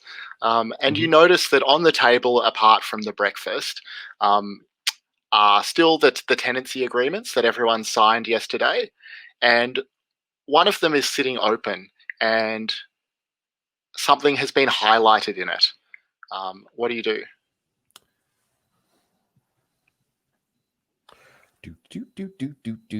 I'm definitely checking that out as soon as I make sure nobody's looking at me. I definitely check that out. Yeah, so there's definitely nobody that you can see around except for a rat that scuttles along one of the tubes in the wall. And you see that it's James's copy of the tenancy agreement. And you see that James has highlighted a passage in it that specifies that if anyone leaves the house before the end of the 5 days or fails to make it through a full 5 days in the house, their share of the money, their $10,000, will be added to a pool to be shared by any tenant remaining at the end of the 5 days. Really? My tenant agreement is here too, right? Yes. Flip. Do I have the same cause in mind? Yeah, absolutely. Oh, yeah. Right. I suddenly feel like I'm going to enjoy my breakfast. All right. And James, you wake up and you notice on your bedside table, you didn't see this when you went to bed. It might have been there. It might not have. There is a time-locked safe in some sort of transparent material. And you can see that it is counting down towards a time that is about, what now? 3 more days away, just under. And there is $10,000 cash inside, as well as your phone locked inside the safe. Huh. I think I grab this and I think I want to confront the landlord with it. I'm kind of trying to find the landlord, ask if this is some sort of joke. Okay. So we'll get to that in a sec, but let's go back to Peter's risk roll. So what are you hoping will happen? I'm hoping that I can, because what I heard James say was that, some of this doesn't make sense. I can't see how this connects to that. And I saw a rat go through this one, and therefore I looked on the other side, but it didn't come out of this one, it came out of that one. So there must be some connections in the walls or something. Now, that's all fascinating, boring engineering stuff. I'm just interested in symbolism. I'm just curious. Are there any themes? So that I'm hoping to determine whether the layout of these tubes has any symbolic significance. Great. And what is open question for everyone? What could possibly go wrong with this attempt to read the symbolism? Well, I mean, I've got a suggestion. Please. And that it is, some kind of potent. It is actually a symbol of something truly dark and dangerous. Mm-hmm. Yeah, I mean, I kind of extending on from that, and maybe the realization that recognizing the symbol has intensified its power. Yeah. Anyone symbols else? aren't symbols until they're seen. James, did you want to go first? Bodhi, I had the same suggestion, so I'm just going to also stick with that. Mm-hmm. And just as a sort of a digging down, a manifestation of that, recognizing the symbol gives it more power, and suddenly you start seeing the symbol everywhere. Okay. Well, I'm glad we've all agreed on what could go wrong. So the next thing is to assemble the dice pool. So one light colored die if it's something you're skilled at. You do have a skill for symbolism, don't you? I do, Yeah. and law, but it's just one dice. Yeah, that's right. And I am prepared to take a devil's bargain, and I will include my dark dice. Okay, so you want to find out what the devil's bargain is before you decide you're going to accept it. I think Peter has a predisposition for risk taking. All right. Does anyone want to suggest a devil's bargain? Just going with the theme, you cut your thumb, and you end up getting blood, perhaps on one of these symbols that you start noticing. It's a good one. James, do you have anything? I'm thinking that I'm trying to work out if this can work depending. It depends what the result of failure is here, but I'm wondering whether the symbols start appearing in, I guess, whether or not you notice them, the symbols, the occult symbols that are there, start appearing in some way on your body. They transfer to you. Well, yeah. So I think, I guess we have defined failure in a way that might include recognizing the symbols. So maybe that does work. I am tempted to offer the devil's bargain that, regardless of whether you succeed or fail, one of the rats in the tube seems to start following you everywhere. That's a great one. All right. Well, if you're happy with that one, let's go with that. Yeah. It sounds like 2 light and 1 dark die. It is. Oh, that is 3 6s. Amazing. Hang on. I'm just gonna have to double check the rules. I think that means that your ruin won't go up because it's not the dark die isn't the Oh no, it does. So if you included a dark die and it rolled equal to or higher than your highest light die, it counts as a ruin roll. So your ruin will increase by 1. Yeah, because as I am wandering around the house, kind of visualizing what this is as a three-dimensional symbol, or which symbol it would look like if you rotated it this way. That's when I noticed the rat following me, and that is fucking freaky. Yeah. And can it be a distinctive rat? Yeah, what's distinctive about it? I think that it has a pattern of spots on its belly. So as it kind of goes, I can see, and it's kind of the symbol. It's not really the symbol, but it's kind of the symbol. Yeah, absolutely. And I mean, I think that you do identify the symbol. You know, you've got kind of this intellectual background, and it resonates for you with things you've seen in anthropological texts, as well as art itself. It's a symbol that's often associated with things like economics and finance, with the view that everything is a transaction and that transactions themselves have a kind of magical power. Or a potency about them beyond just what's exchanged. And that kind of feeling or that conviction falls pretty heavily on you. You feel that sense now of the power of transactions and transactionality. This might be a good time to take a 10-minute break, and then we'll come back and continue on with the third day, just about 8 minutes past the hour. Great. Hello. Great. Everyone going good? Cool. So, James, you emerge into the dining room looking for the landlord with the little time-locked safe, and you find both the other roommates as well as the landlord are in there having breakfast. What do you do? I'm going to try and confront the landlord, but this sounds like something where my compulsion to ask permission might interfere. So I'm wondering if I need to roll to actually be confrontational with this person who I am compelled by blood to be deferential to. Yeah, I think that it might just be a ruin roll, like the contradiction between the compulsion and what you want to do. So just one dark die. Mm-hmm. Ooh. Ooh, that is a 6. My ruin goes up, and I think 5. that means I don't manage to be confrontational. I think it's open to you to decide whether you do or not. What it means is that even the attempt, that the house digs deeper into you. It hurts. You feel, things get worse for you in some undefinable way. Oh,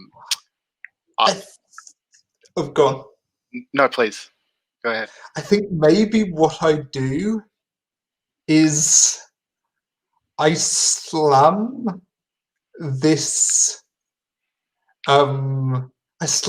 box down on the table, meaning to say, what's going on? Is this some kind of joke?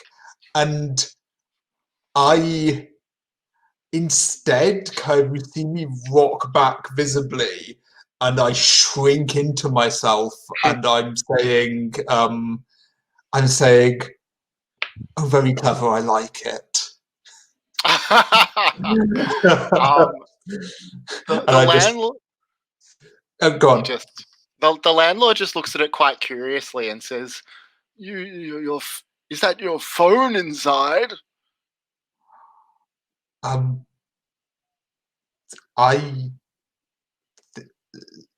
This was. I assumed that you had something to do with this, sir. No, why would I put your phone into one of the safes? Seems very odd. Why did you do this? And he looks noticeably up at the pipes, at the tubes, as if looking for the attention of the rats as he asks. I saw that Netflix guy do this. The Magic for Humans guy. Yeah, no, it's just there's a secret panel or something. You slip it in. It's good. Yeah, well done. But we're having breakfast here, please. All right. So before we go on, I just want to talk about the last kind of dice roll in this game that is relevant to you now that your ruin has hit 5, and that's the reduction roll. So I'm just going to read or paraphrase the text from Trophy Dark. The house wants revenge. Humans have stolen its secrets and gifts and given nothing in return. When your ruin reaches 5, you may now reduce it by acting in the interests of the house, destroying money, preventing the use of special conditions, or sabotaging your fellow housemates' exit from the house. You should do these acts in a way that does not draw attention to yourself. The more it looks like an accident or simple bad luck, the better. Each time you do this, roll 1 light die. If you get less than your current ruin, you succeed at your task and decrease your ruin by 1. And you can continue reducing your ruin in that way once your ruin has dropped below 5. That's clear? Okay. And just bearing in mind that if your ruin hits 6, that's the end for you.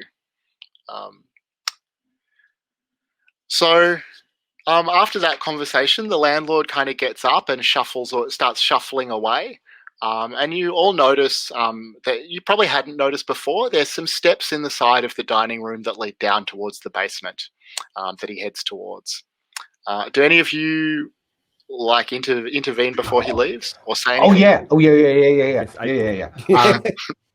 No, go ahead, But Joe. I think literally like Peter and Robert both like, oh, wait a minute before you go. He turns back towards you. Yes. Sir, I was just wondering. I enjoy doing a bit of gardening, weed trimming, that kind of thing. Is there a garage or a caretaker's house on the grounds anywhere? Oh yes, there's several garages. In fact, some of my automobiles kept inside. Excellent. And he kind of directs you in various points where you'll find garages and sheds and things like that. Obviously, I wouldn't want to go in the basement because that's been specifically that's limits. So yes, thank you very much. I will check that out. Of course. And Peter? Well, I want to get to him and say, look, I understand that we shouldn't go into the basement, but could I come into the basement with you?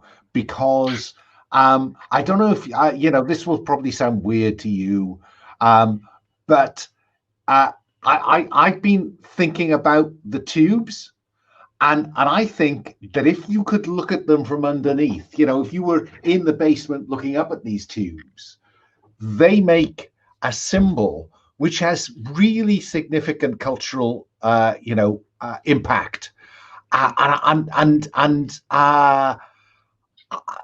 would that be possible?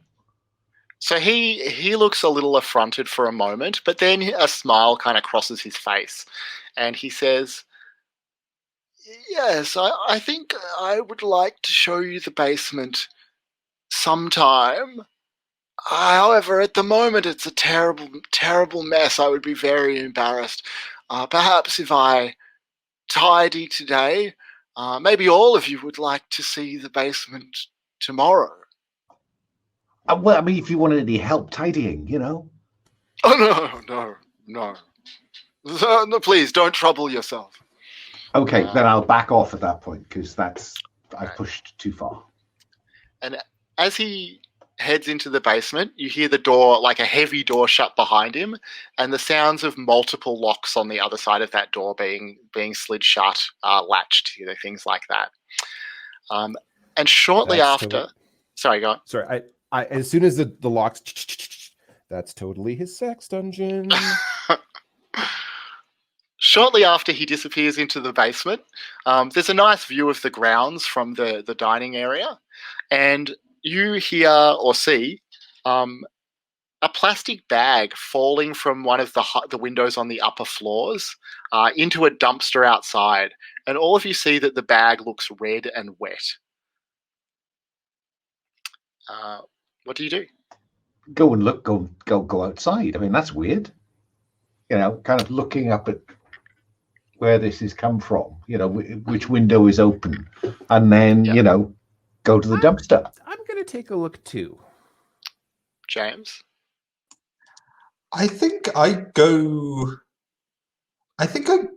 upstairs and try and as the others are looking at what fell, I'm trying to look where it fell from, and I think I tuck my phone and the 10,000 in under my arm and just carry it around with me because I don't know what else to do with it. Okay.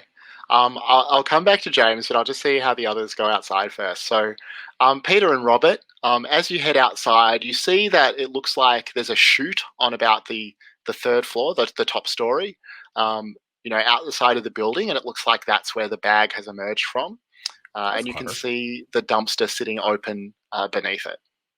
What do you do? Because it looked for all the world like some paint-soaked rags or something. So that's what I think it is. So I just go into the dumpster. So you can see the bag, has fallen quite deep in the dumpster. You'd really have to get in there to examine it closely. But up close, it doesn't look like paint and rags. It looks. Well, Robert, what do you think it looks like? Oh, I'm definitely thinking like this is some kind of. I don't think I quite think body yet, but I definitely think like this is chicken guts or biological material of some kind. Biological material of some kind. Yeah, exactly. Peter, you noticed that the rat that was following you in the pipes before now seems to be perched on a little ledge outside one of the upper windows looking down. Look at the rat, look at the bag, look at the rat, look at the bag. Hold on to my legs. All right, I think a risk roll to safely navigate the dumpster. What you're hoping? I have no physical skill at all. But you're hoping to retrieve the bag, is that right? Yeah. Yeah. So everyone, what could possibly go wrong? I don't know what the mechanics are in this game for getting hurt, but I mean, there's definitely sharp things, pokey things. Yeah, absolutely. And it's all going to be septic. Yes. James, any suggestions for what could go wrong? You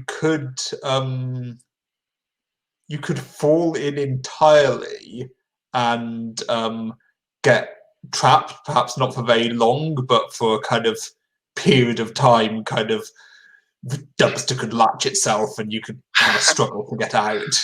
Trapped inside the dumpster, amazing. I guess another thing that could go wrong is that the bag splits open and whatever is inside sprays all over you. So some good options there for what could go wrong. It sounds like you don't have a relevant skill, is that right? I have nothing vaguely physical. Mm-hmm. So yeah, and probably if I am going to fall in here, it's because I don't realize that for Robert to hold on to my feet, I need to keep them still. And so, I just launched myself at this, with my feet moving, and in I go if that's what happens. So I kind of have to take a devil's bargain, don't I, to get one die, one light if you want a light die, you have to take a devil's bargain, or you can just roll with a dark die if that's what you want. So, no, I think I'll take a devil's bargain. Suggestions for a devil's bargain, anyone? As you're kicking around in the dumpster, you notice a couple of things over in the corner that look familiar, and you realize that they're your paintings. I can't do better than that. James, what do you think? I can't do better than that either. Yeah. All right, you're going to take that devil's bargain? Oh, yeah. I mean, in a funny way, it's better than having them burned in the yard. So I'll do one light die, one dark die. All right, great. And that is a pair of twos.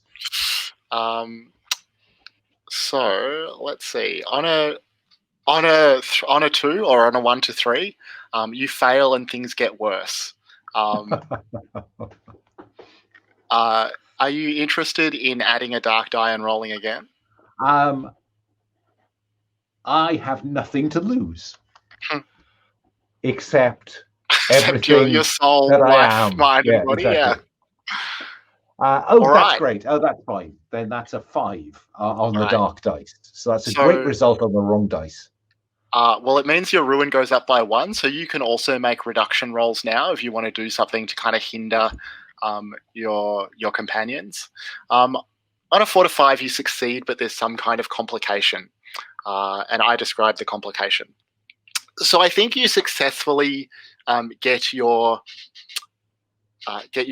the bag up out of the bin intact, but you're covered in, as you come back down, covered in waste from the bin, little bits of food and things like that.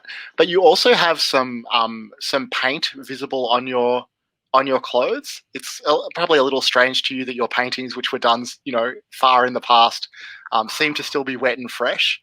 But you are now like pretty substantially covered in paint. Something that will surely be noticeable to the landlord after you assured him you were no longer an artist. But you get the bag, outside onto the ground.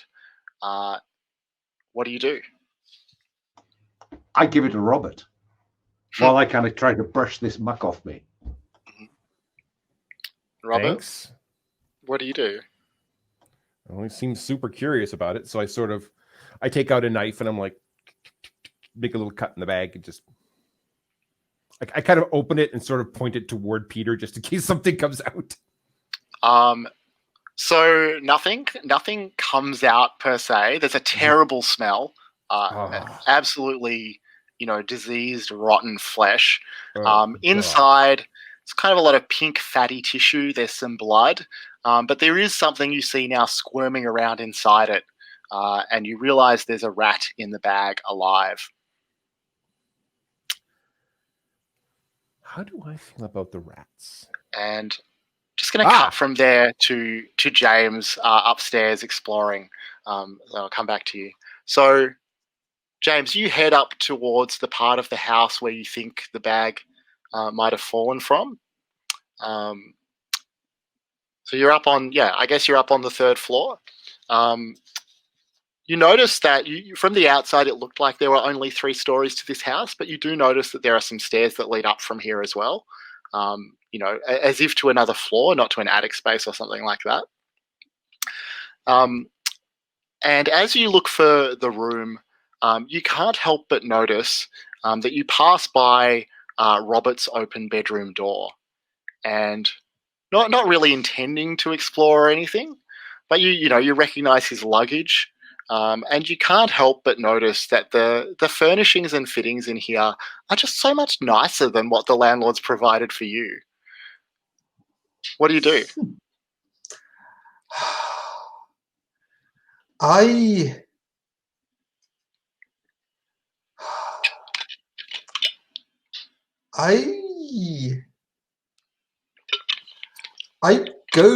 kind of step inside. I'm kind of like, my jealousy is peaked, and I step inside and kind of like just have a look around, kind of slightly incredulously, and and see what I see. Yeah. So, like I say, everything nicer than your room.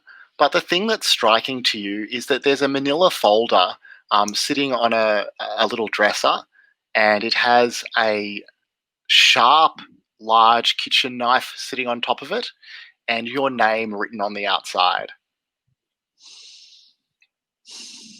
I take a look inside. So inside there is a series of photos, as well as a typed page of information about your life. And it catalogues in some detail your legal problems, the situation with your father. And the photos show you before you arrived in the house, as if someone had been following and surveilling you, not just in the days before you arrived, but some of these look like they were taken as as much as a year ago, like pretty much from the time that you were released from prison, mostly in public. But there is one photo that shows you asleep in bed as if it was taken from inside your bedroom. I'm highly disturbed by this, and I think this is the point where I'm like, okay, there's no way I'm staying here. Let's wait and I look at the time clock on the time safe and go, let's wait however many hours and get out of here with the money. And I think I take both the folder and the kitchen knife, and I think my plan is to hide the folder and return the kitchen knife to the kitchen to just kind of try and make it less, so that Robert is less prepared to go murder me. All right. And I'm just going to cut here to the morning of day 4, again with an eye on the clock. Sorry, Robert? I totally understand that we have an eye on the clock. I do want to make a roll specifically in day 3. Again, what I am doing now is Operation Fuck with James. The reason why I did the whole like I want to go out and garden thing is because I want to go to the garages. I want to find tools. I want to start trying to make James uneasy / scared enough that he runs out of the house. I kind of want to do it with Peter too, but at this point I think James is the one who's most likely to crack first. Yeah. So what does that look like? What are you doing? Well, one of the things I definitely want to do is sneak into James's room, find these glass tubes like where they run behind furniture where it wouldn't be noticed, and start cutting holes in it. Mm-hmm. And maybe leaving some cheese and some crumbs there to like encourage the rats to come visit. Okay. Well, yeah, I definitely think that's a risk roll. So you've described what you're hoping to do. I assume part of what you're hoping is that James won't see you doing it. Exactly. So James and Peter, what could possibly go wrong here? Bitten by rat. Discovered by James. Discovered by the landlord. Mm-hmm. James, anything from you?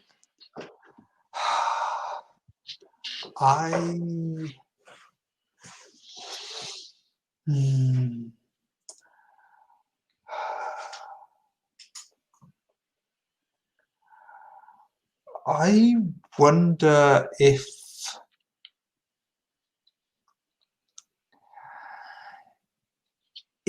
the slightly kind of impossible architecture nature of these pipes means that what you do to my room has an influence on your room as well. It kind of reflects back on you in some strange kind of way that's hard to understand. Yeah. Okay, that all sounds good. Some great ways for it to go wrong. So let's build your dice pool. Do you have a relevant skill for one die? I'm looking at survival or defense or violence, actually. Yeah, I definitely think that you can take a die for one of those things. Okay. Does anyone want to propose a devil's bargain?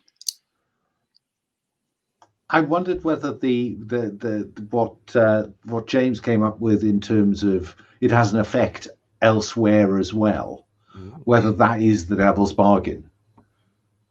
Yeah, I think that does. It's not dependent on failure. Yeah, I think that makes sense to me. Yeah. Would you take that devil's bargain? Absolutely. All right. So that's 2 light die, and do you want to add a dark die to risk your mind and body? Absolutely, I do. Right. So 2 light and 1 dark dice. 2 light, 1 dark. Roll. Oh my! Ooh. So your ruin increases by 1. Excellent. I mean, bad. Well, if timing-wise, it's quite good that you're all sitting on very high ruins at the moment. But you succeed, and you can describe how. So yeah, I manage to set, and I actually do it. I somehow manage to get it in 2 different places. One is underneath a dresser. One is actually behind the bed. Mm-hmm. And in both cases, I've left like crumbs of bread and cheese because I think rats, cheese, of course, to encourage the rats to come in and like visit the house late at night, and I maybe even sneak some food particles under the pillows so they'll be encouraged to come on the bed. Mm-hmm. Okay, great. You have nightmares, motherfucker. When you arrive back at your own room a while after that, there's the faintest smell of food, and you can't help but notice that somebody seems to have done almost exactly the same thing to your own bedroom. Oh, we're going to play this game, are we? Okay. We're going to play this game, are we? Okay. I start like, I like rip down curtains or tapestries or whatever's on the wall and just start jamming up the holes and just like, we're going to play this game, are we? All right. And just before you all settle down for the night, Peter, as you settle into bed, the rat that's been following you around the house is you suddenly notice standing on your bedside table, again outside the tube, and it whispers softly to you and says, "You must not trust Robert and James. They want your share of the money." And then I wake up thinking, I must have just dreamt that. Yeah. So you waking up the next morning then, day 4. That was such a vivid dream, though. So I will delay going downstairs. Is there anything in particular that you're waiting for or wanting to do? I want to make sure the other two have gone downstairs. Okay. Robert, you wake up again from a slightly disturbed sleep. This time, though, no bad dreams, nothing that you remember anyway. Mm-hmm. But weirdly, there is a pile of paper in your bed beside you, and it's the text all over it is a language that you don't recognize, have never seen anything like it before, some sort of very foreign script, strange. But the heavily bitten down fingernails of your hands are bleeding, and you've left bloody marks on these strange documents. What do you do? Damn it. Ugh. How old do these documents look? Do they look fresh or do they look like Dead Sea Scrolls? Quite fresh. Quite fresh. Oh, okay. Then toss. And I go look. I start looking for like some Bactine and some bandages. Mm-hmm. Also, if I'm up early, sure. Actually, you know what I'm gonna do? Okay, so I do look for some Bactine and bandages, but I sneak down into the dining room early, and I look at breakfast. Is breakfast laid out like it has been before? Yes. Okay. Absolutely. What food has James particularly liked these past few days? I think there's some almond croissant that I've been particularly partial to. And are there almond croissants there today? Yes, absolutely. So this may cross some lines. Does anybody feel bad about me sabotaging the food? I want to check that as from a player point of view. Fine for me. That's fine by me. Okay, so I absolutely like. I take the almond croissants. I don't. If I can get enough blood, I actually will like not fill, but kind of fill the almond croissants with my blood. So when he bites into it, blood. If not, like. I pepper them really heavily so that they're spicy. I sabotage the almond croissants. I want James to bite into them and just feel disgusted.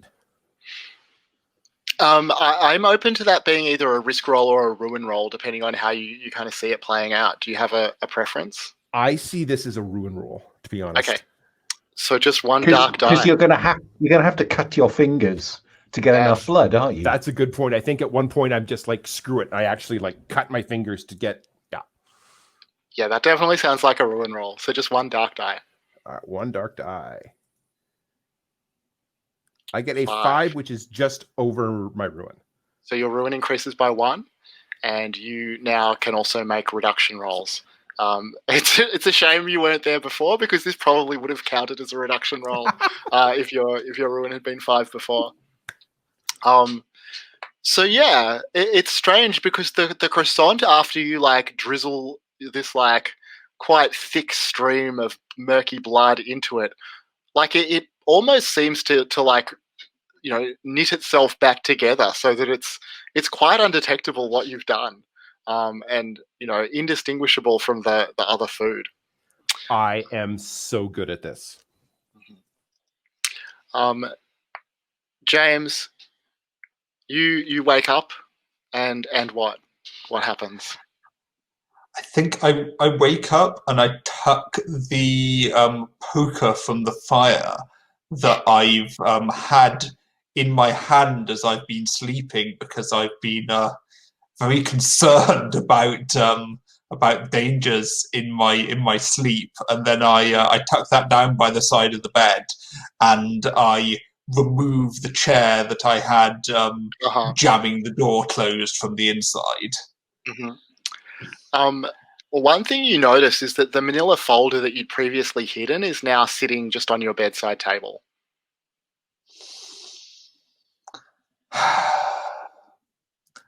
I look through the contents again, and Yeah, is it the same stuff? So the same stuff from before is in there, but there's also something else. Another legal document, signed in blood, that specifies that you are the owner of this property. It identifies you as the landlord.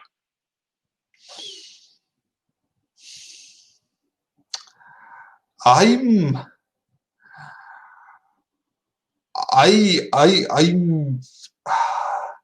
I am disturbed, but also avaricious. I'm like, if this has legal standing, this is substantially more than 10 grand now. And so I'm tucking this one into my pocket, and my plan is to go and see a lawyer about it, and kind of just check whether it's kind of just pretend that I know all about it and check whether it's a valid deed. Yeah, because I mean, this would be worth so much more than your father's estate, you know, if you're able to realize it. And then do you head down to breakfast? I think I do. Yes. Right. So Peter, after a while, you've heard both the other housemates head downstairs, down to breakfast, and then what do you do? I'd like to try and trigger a reduction roll, if I understand this correctly. And I think that what I want to do is to take one of the oil paint tubes, a red oil paint tube, that I've hidden, you know, in a bottom drawer, at the back of a bottom drawer, and go to each of their rooms in turn and mark on the wall above the bed the symbol that I believe represents this house. And I can't quite work out why I want to do that. I put it down to the fact that my artistic urge is just suppressed, and the only way to get it out without, you know, letting my secret out is by doing I think that works. So that's just rolling one light die, and if it's lower than your current ruin, your ruin will be reduced. Okay. Hey. Okay. It is a 1. I feel so much better for that. I just need a little bit of creative outlet. And then I go to breakfast. You definitely feel more settled, more at home after doing that than you did before. So at breakfast, James, how do the almond croissants strike you this morning? Well, I go for them immediately, like before, and bite into it, and I'm obviously and clearly disgusted by it, and I'm like, what? I think that's got to be a ruin roll, biting into a croissant filled with blood. Yeah, I think you're right. Just one dark die. All right, you're okay, just barely. Is it got to be greater than rather than Yes. greater Yeah, than? that's right. Okay, so I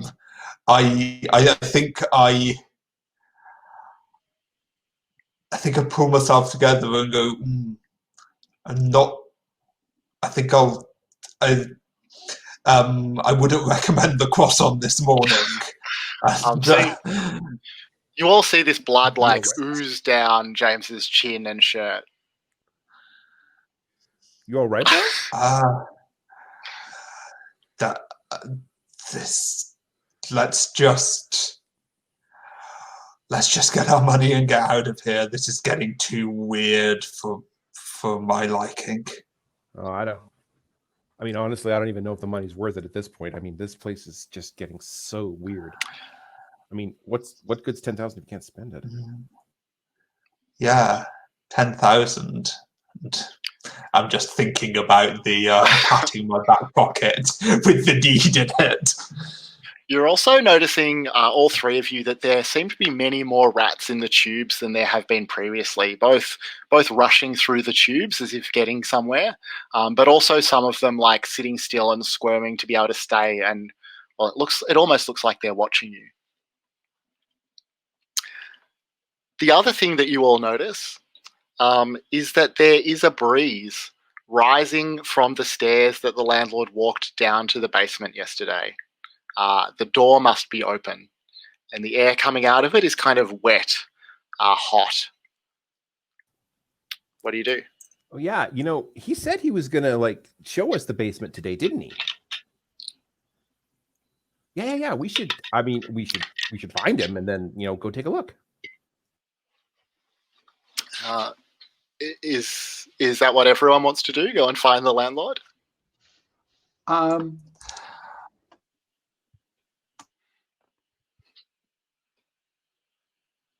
I want to try and find a phone and make a phone. I want to try and find a phone because my phone is locked in this flipping safe, and I also want to try and find a phone book of all things because again my phone is locked in the flipping safe, and I want to try and make an urgent appointment with a property lawyer because I think I can wrangle this house being mine.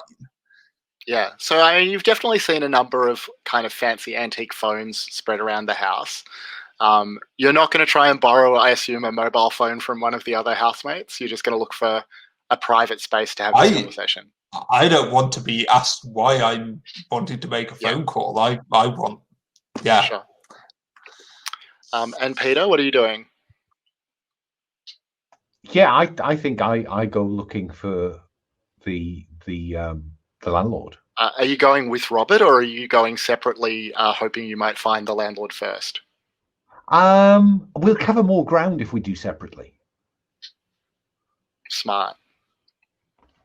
All right. So let's see. It takes some time. You sort of start looking around. You don't find the landlord at first. It's a little eerie. You keep like thinking that you hear him, like the sound of his odd footfalls, the strange way that he walks, or even his voice. You think you hear, but it seems to just be echoes or the creaking of a strange old house, something like that. Eventually, I think you run into each other again after exploring for some time and not finding him. I'd like to suggest that I'm on the third floor and I look down and I see Robert and I say, "Have you found him? I can't find him." But he's probably down there already. Actually, yeah. I saw him in the kitchen. I ran back in there just to check, and I saw him going down. And I asked him about the visiting today, and he said, "Yes, absolutely. Come meet me here. As long as the door is open, you can come down." Okay, let's do that. Absolutely, let's do that. And then, do you both proceed to the basement? Yes, I wasn't certain whether Robert was looking to trigger a reduction roll there. Actually, yeah, absolutely. So go ahead. I 100% am trying to trick Peter into breaking the rules. Yeah, so just roll one light die. And if it's under your current ruin, your ruin goes down by 1. As a 3, nice. So it goes down by 1. Cool. And just a reminder again, you can continue to make reduction rolls even though your ruin is now below 5. So Peter rushes off towards the basement. Robert, as he sort of passes you by, you know, you continue. I mean, I'm not sure quite what you're doing, but you notice the landlord's bedroom door is also open today. The do not disturb sign has been taken off the handle and is lying on the floor just in front of the threshold of the room. But the door is wide open, which you haven't seen before.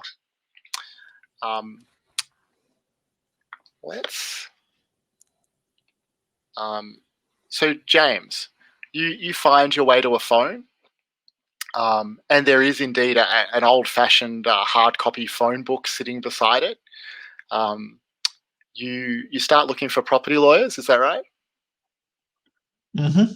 Yep, that's right. And I think I'm concocting a story in my head where I was left this deed in a safety deposit box by a deceased uncle, and I want to know whether I have the legal right to take possession of this dwelling.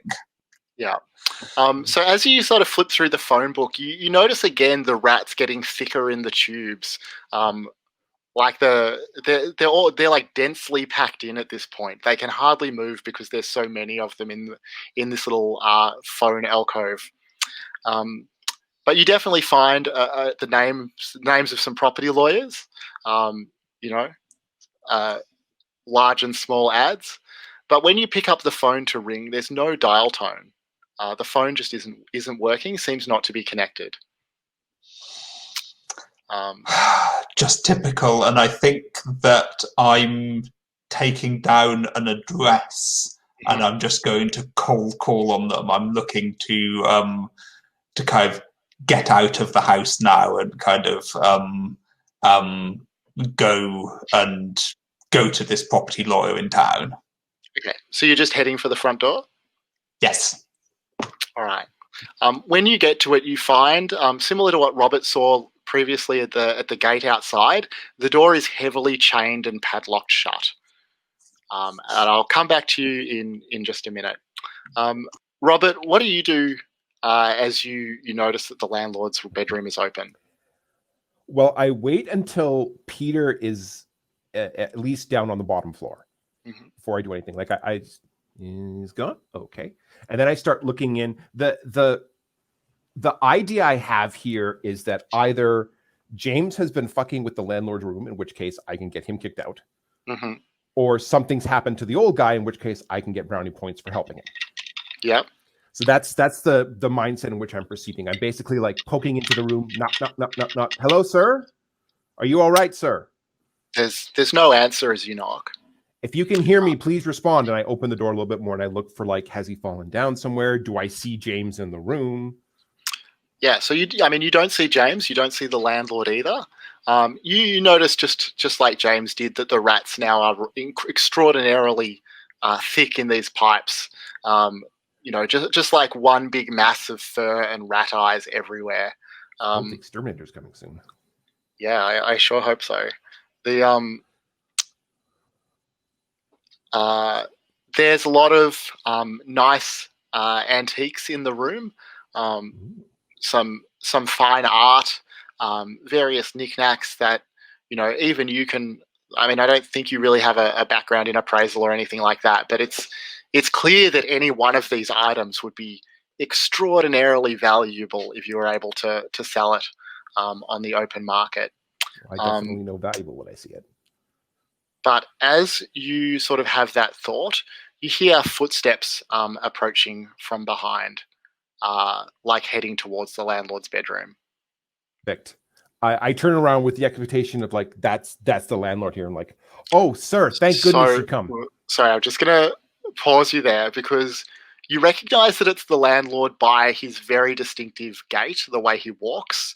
But at first you think he's bleeding badly, but then you realize that in fact his skin has been removed. And as he walks towards his bedroom, glistening, flensed, He is muttering semi-incoherently about paying the rent. Time to pay the rent. And as you hear that, the glass tubes in the wall burst under the pressure of all the rats, and the rats start teeming towards you. James, you see the same thing in the room that you're in. The rats, not the landlord, but the bursting of the tubes and the rats starting to teem towards you. Now, Peter, you've headed down to the basement. Do you head inside? Yeah, because he's down here. Yeah. So you don't see the landlord in there immediately as you walk in. You do see a remarkably clean and neat room, quite large, lined with shelves. The shelves themselves lined with stacks of cellophane wrapped cash. It looks at a glance like these are $100 bills. And from the size of the room and the number of these packages, the value of the cash in this room must exceed even the extraordinary value of this house. What do you do? Oh wow. I suppose I was interested in where this kind of slightly muggy smell came from, and the breeze. But I'm guessing if there's a breeze, then there must be a window. So I'm just going to start grabbing, stuffing cash in my clothes and looking for the window. So you don't see a window, but what you realize is that the kind of hot, wet air is coming from a grate in the middle of the floor. A breeze coming from some sort of sub basement or something like that. I wonder if there's a way out through that. When I've stuffed, a dozen or as many into my shirt and pockets as I can, Mm-hmm. I go to the grating and kind of peer in. Okay.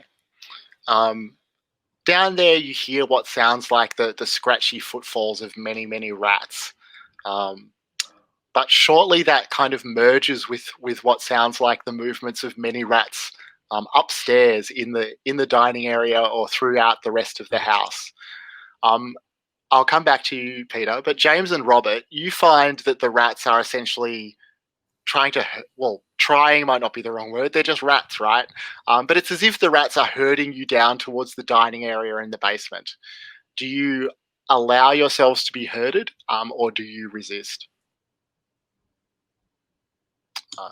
James first, maybe. I resist. I'm trying. If the door's locked, I'm trying to get to a window to smash it, get out, kind of open it if it's openable. I'm intent on getting to this lawyer, taking possession of this thing, and then selling all of it and demolishing it because it's clearly heavily invested. So I've got my eye on kind of taking ownership of this place. All right. So I think that's going to be a ruin roll to resist the rats, and then a risk roll to try and escape through the barred window. So just one dark die for the ruin roll. All right, you're okay there.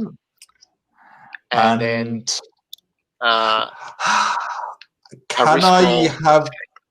Sorry, can I have construction so that I'll know how to jimmy a window open from the and kind of how the bars are put in, and that you might not be able to get them out from the outside, but there's got to be a way to get them out from the inside because they might need replacing at some point. So I know how these things work. So yeah, so I think you definitely get a die for that, but it also strikes you that it doesn't really look like these were designed in that safe way that you would expect. It doesn't look like it was intended that it'd be possible to remove them from the inside, at least not without special equipment. Does anyone want to offer a devil's bargain, something that might happen regardless of success or failure? A bleeding gash. Yeah. Anyone else?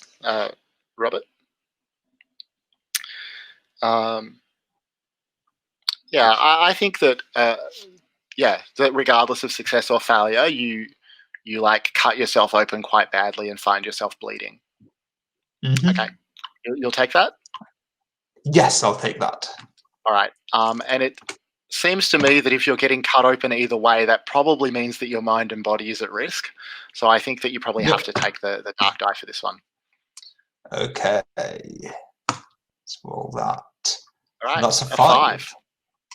So let's see. A 4 to 5, you succeed, but there's some kind of complication. The GM describes the complication, then you describe how you succeed.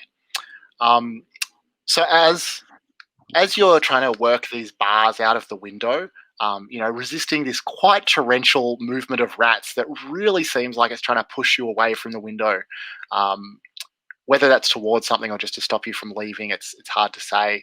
But you cut yourself quite badly. You rip open a huge gash in your forearm. Blood sprays across your clothes and the floor.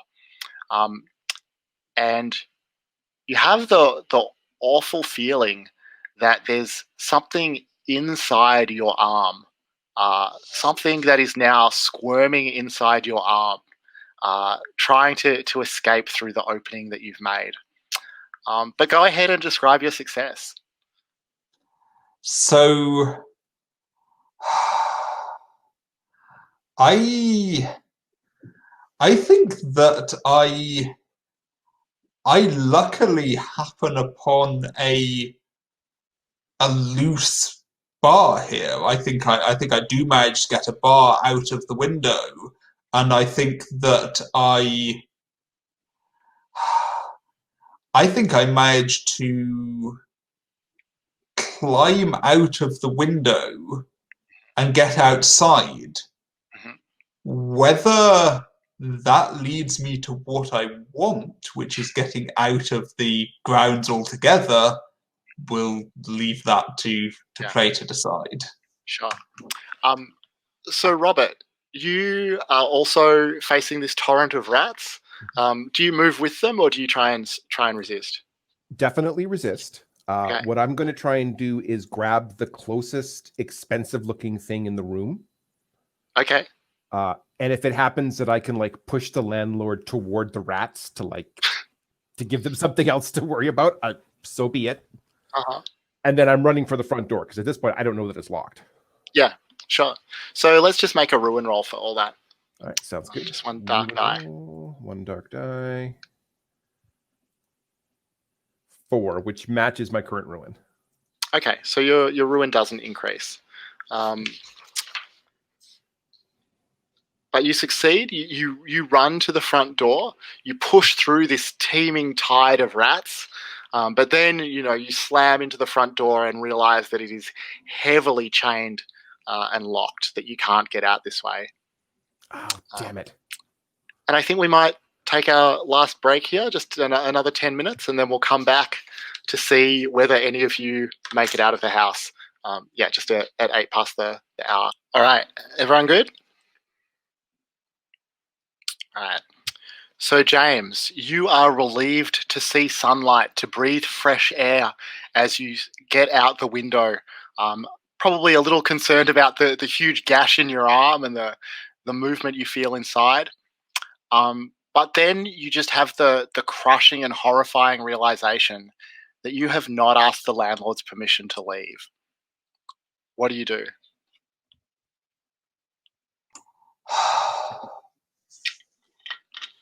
I think with an eye on the time, I climb back through the window and look for the landlord and look for the permission to leave, because I think I've spent as long as I can ignoring this compulsion. I think now it gets the better of me, and I'm muttering to myself, what was I thinking, and kind of climb back through the window. All right, great. Rather awkwardly with one arm. Yeah, I mean, you do think that you may need to attend to your grievous wound even more urgently than you need to seek the landlord's permission. But that's great. The rats that previously were trying to herd you so strongly, now it's almost like they're parting before you to allow you entry back into the house. And do you want to try and patch up your arm, or just head straight for the landlord?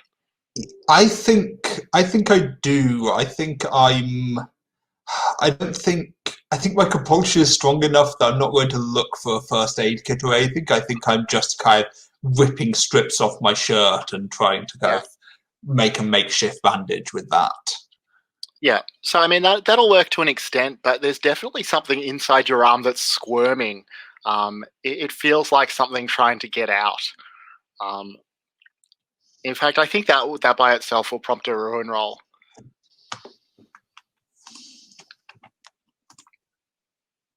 Oh, I have fallen.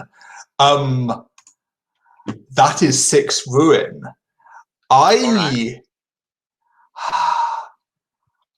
Do I get to narrate what that looks like? Sure, what you can. Yeah, absolutely. I think that a rat slipped inside this wound, and by binding it inside, I've given the rat no choice but to burrow through my flesh, and I'm imagining myself gradually becoming the equivalent of a flesh golem controlled by the rat inside myself. And though I'm thinking that the ownership of I think that me having technical ownership of this place is part of kind of the plan of the rats, and now that I'm under the rats' control, that's furthering their goals. And I'm happy to kind of appear as an apparent human to the other characters and lead them astray. Amazing. That's great. Thank you. Robert, what do you do when you find that the door is padlocked and chained shut? All right. So Robert's point of view on all of this whole time has been, look, I can get out anytime I want. I can bust these padlocks anytime I want. Mm-hmm. I am the badass. I am the action hero. So I'm gonna bust out my knife, and I'm gonna Jimmy open the padlock. I would try Jimmy. If that doesn't work, I like jam it in there and like break it open. Sure. So that'll just be a risk roll to get the padlock open. Okay. You surely have a relevant skill. I do. Yeah. Defense, violence, survival. Does anyone want to offer a devil's bargain? Peter? I think it's the same one. I think it's that you badly hurt yourself doing this win or lose, because I think the house has a plan. James, do you want to propose a devil's bargain? You're still welcome. I like Alan's devil's bargain, Peter's devil bargain. Yeah, I like it as well. So, Robert, you want to take that? Absolutely. All right. And I mean, I said James would have to take the dark die then, so I guess you do as well. So 2 light and 1 dark die. It sounds good to me. 2 light, 1 dark, rolling. Oh! Do you want to add a dark die and re-roll? Because that is going to be a failure with things getting worse. Yes, I do. So how does this work? Do I add? So now it'll just be 2 light and 2 dark die. And then I re-roll all of them? Mm-hmm. Okay. Will do. Ooh. So 5, and the dark die matches the highest light die. Yeah. Is 5 high? Sorry, I can't see your character at the moment for some reason. I'm having a little roll with me trouble. Is that higher than your current ruin? Yes, it is. Okay. So your ruin goes up by 1. Mm-hmm. I mean, no bad. I think a 5 is a success with a complication. Mm-hmm. So you do get the padlock open. Where do you cut yourself? Sorry, you're muted? You're muted, Joe. I think I cut myself very badly on my hand and maybe down to my wrist because I'm holding the lock and jamming with the knife. Yeah, but so you do get the thing open. You cut your wrist quite badly, and you're just struck as that happens. That part of your body is really not pulling its own weight. You know, it's really not contributing as it should be to the to the household, to your body, to your life. You have a strong urge to evict your wrist. Not entirely clear what that looks like, but that's the feeling that you have. But the door is the padlock is gone now. The chain falls to the ground, and if you want to, you can open the front door. I do. All right. Well, we'll come back to you, Peter. You have loaded yourself up with bundles of cellophane wrapped cash. You've looked down the grate. You can hear rats moving around. It may be possible to get out that way if you want to try and make a risk roll to somehow open it up. Or what would you like to do? Well, you also said, I think, that I could hear rats upstairs. Yeah. And I wondered, do I see any coming down the stairs to the basement? The rats aren't entering the basement, no. Ah. Well, then I could just sit this out. Mm-hmm. So I close and secure the basement door. Yeah, and I'll just wait for it to all go quiet up there, and I'll take a wheelbarrow of money away. Okay, so as you secure the last bolt, sliding the door locked to the basement, you hear the landlord's voice behind you. He says, "Oh, Peter, I'm glad you made it down to the basement finally." As you turn around, you see that over the grate in the floor it's not quite like anything you've seen before. It looks a little like a dentist's chair or some sort of like medical device, a place for a person to sit with various fastenings and fixings and things like that. There's a little tray of medical tools sitting off to the side, saws, scalpels, things like that. But the most striking thing to you is that you don't see the landlord himself, but what you do see is that sitting on this chair, or pulling itself up from this chair, is a huge pile of rats in the shape of a human.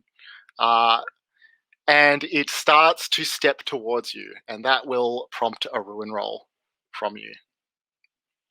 Yeah, do you know, I thought it might. So this is one dark dice and roll. Oh, there is a 1. My ruin does not go up. And ruin instead, does not go up. Instead, I will pull open the door and bar it, because I have a ritual called bar a door or other opening. So I want to put that door now between me and the rat person. All right. So that'll be you can use a risk roll to try and do that. So I know what you're trying to do. So what could go wrong here? Obviously you could fail and the landlord could get out the door. Anything else that someone wants to suggest as a way this could go wrong? Yeah, Robert? It could go like you could overpower the ritual and lock every door in the house. That might be a devil's bargain, I think. I'm inclined to make that a devil's bargain rather than something that could go wrong. So maybe we'll go with that. Do you have sorry, James? Yes, it could be that you're looking to get yourself on the other side of a door from what you think is a really bad thing, but maybe there's something even worse on this side of the door. Yeah, that's true. Or but maybe you wish that you were still in with the rat person after you've locked the door. Remind me how a ritual works.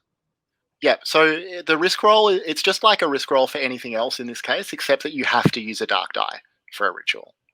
Oh, I see. Okay. So I've got 1 dark die in the pot already, and I've got one, and I've got no other dice. unless I take the devil's bargain. Yeah. Yeah. So I think I'm going to adapt what Robert suggested for a devil's bargain.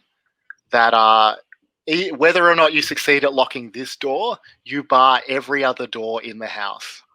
Okay. I have got a way, I think, to get an ordinary dice using my law. I think I begin to recite some Wiccan ritual that some ex-girlfriend taught me, and that actually my bar a door other opening is actual magic. Yeah. Though I don't know that. So I think I'll take the devil's bargain, and I will no, I won't take the devil's bargain. I will stick with one white and one dark. Because if I take the devil's bargain, even if I succeed, I'm going to face exactly the same problem, which kind of defeats the object. So, that's a pair of threes. All right. So a 3 is a failure with things getting worse. Do you want to add a dark die and re-roll? Of course I do, because I'm all in now, aren't I? Oh, jeez. That's a 2 2s and a 3. All right. So now your dark die is the highest die, so you can't re-roll. So it's a failure with things getting worse. So the door doesn't close in time. A ratty hand, or like 5 rats kind of arrayed like fingers, close around the rim of the door as you try to push it shut for your ritual. You realize as well that when you started to recite the ancient ritual that you're so familiar with, rather than those ye olde magic words, you were reading the terms of your tenancy agreement, that it was just spontaneously pouring from your lips. And the door starts to open. The first part shall in these occasions. And against your best efforts, the landlord starts to push the door back open towards you. And we'll come back to what happens for Peter. But Robert, are you going to get out? Are you going to open the front door? Now, important note, this is day 4, right? Yes. This is not day 5. That's right. I really want to win. Okay.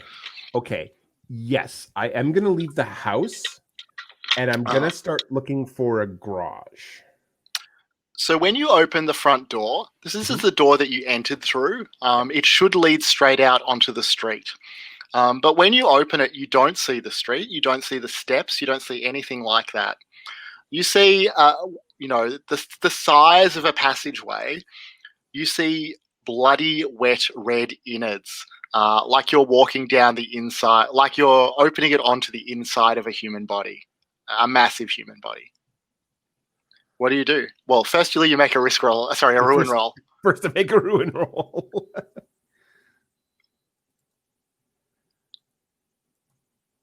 3. Right. That is under my current ruin. Okay. Yes. So, don't yet. What do you do?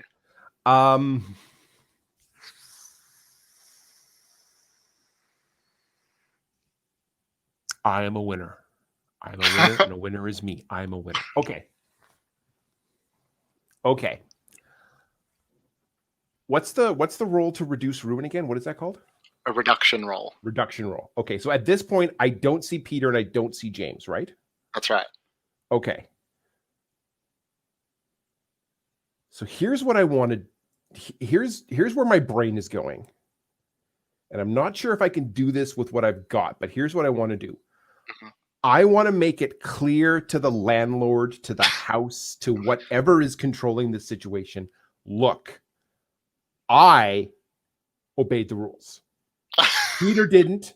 James didn't. They broke the rules. I obeyed the rules.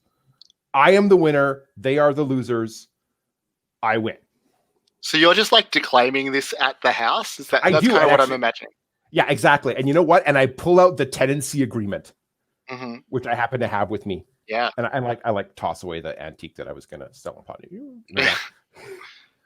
I kept the rules here. And I actually do start reading the agreement. So the party of the first parted, I shall not go in the basement, shall not. And I try and convince the house that yes. I think that your mind is at risk as you do this, so I think I'll have another ruin roll. Okay. That is a 6. And what does that mean for your ruin? That pops me up to 6. All right. So you continue to declaim the terms of the tenancy agreement. It becomes harder and harder to read the English language, to read or to speak like a human. And you have the growing realization that not only are you surrounded by rats who are similarly reading their own tiny little tenancy agreements signed in blood, but that you are one of them, that you've always been one of them.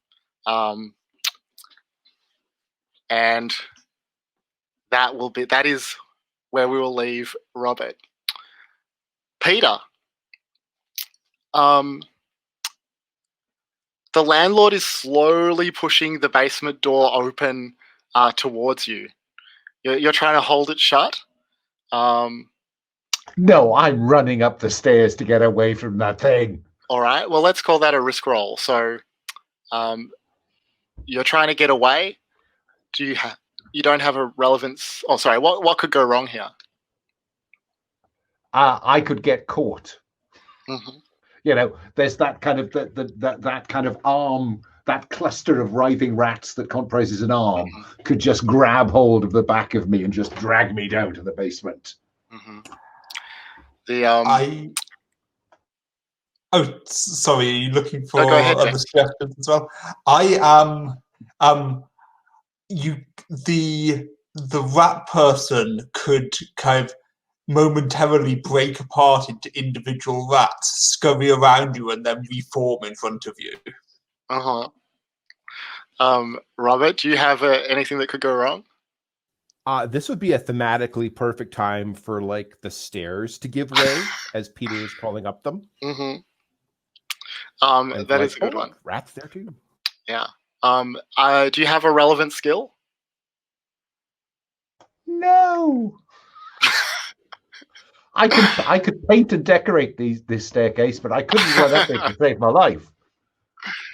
Does anyone want to propose a devil's bargain?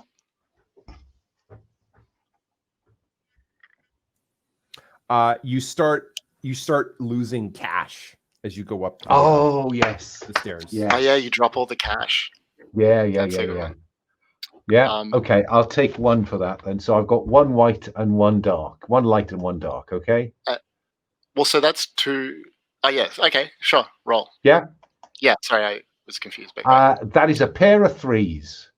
all right. You have the option to add a dark die and re-roll if you'd like. I'm still all in. Oh, Jesus God. You still have the option. You still have the option. Going. Oh, yes. Well, yeah. Until the highest die is the dark die. Yeah. Hang on. I need to click away, then hit roll. Oh. That is a 6 on the dark die. My ruin is going to go up. To 5. To 5. That's nice. So that's a success with a complication. So you manage to you flee. You manage to get away. But as you flee towards the front door, you feel suddenly terribly sick. You wonder if maybe it's something to do with the croissants that you saw were somehow corrupted earlier. And you have to like stop. You double over as you lose your guts, and you feel a live rat churning through your throat as you vomit it up onto the ground. Do you want to make a ruin roll for that? Yeah, I think I will. Okay, let's get rid of those. Put a 1 in there. Whoops, 1 in there, and roll the dice. That is the same as my current ruin. All right, so your ruin won't increase. The rat is lying on the ground, like upside down, kind of squirming as it tries to right itself, and you can see that it is the rat that was following you around the house before. What do you do? I'm muted. Then I look up and I see James. Yes, actually, what you see is the pile of rats in the shape of a man has pulled on James's skin and is just kind of sealing it over the mass of writhing rats. Then I'll What do roll you for say? ruin again. Sure. Oh, but I hold it together and begin to run up the stairs, thinking, the roof, the roof, the roof. All right. So you make your way to the roof. In the top floor, you find a window that you can like climb out through to try and get up to the roof. Do you want to make a risk roll for that? Yeah. That is. Well, what could go wrong? I could just fall out the window. Yeah. Uh, You can hear so- James's voice calling out and telling you, "Don't leave now. You're so close to your $10,000." And that's when I realize that the money's gone. Mm-hmm. And then I think, well, I've got to find somewhere to hide. So I see a closet in the corner of the room, and I dive into the closet. All right, to hide. So let's have a risk roll for hiding. Yeah, I'm no better at that than I'm running away from rat people. right. So I need a devil's bargain, please. Anyone? I think the devil's bargain is your kidneys are really starting to hurt now. Yeah, because this kind of physical activity really screws up my metabolism and all kinds of stuff. Yeah. Okay, so I'm going to be in pain. Okay, yeah, I think that works if you're happy with that. Excruciating pain gives me 1 light dice. Great. And a 1 dark dice. Great. Oh, a pair of ones. Do you want to add a dark die and reroll? Yeah. Oh. Bingo. 6 on the dark dice. So I think if I can narrate where this goes for you, as you try and hide in the closet, you feel like the pain in your kidney is suddenly overwhelming. And James opens the door to you and kindly extends an arm and starts leading you back down towards the basement, where he sits you in that medical chair, and you see the fresh kidney that's ready there for transplant. As the landlord James slides on some surgical gloves. And just before you pass out, just before the anesthetic takes hold, you notice that the kidney is writhing as if there was a rat inside it. And that's our game. Thank you so much, everyone. So just like last week, I think I'll just go around one time for a rose and thorn and then end the recording, and we can talk in more detail after that. So, Joe, do you want to start with a rose and a thorn? Yes. Rose, I really love how mechanically this system kind of pushes you toward ruin and then pushes you toward, it keeps you on that edge between like just going over into ruin. Like that's the place where you have the most power, but also the most risk. I really like that balance, and I really like how you played with it.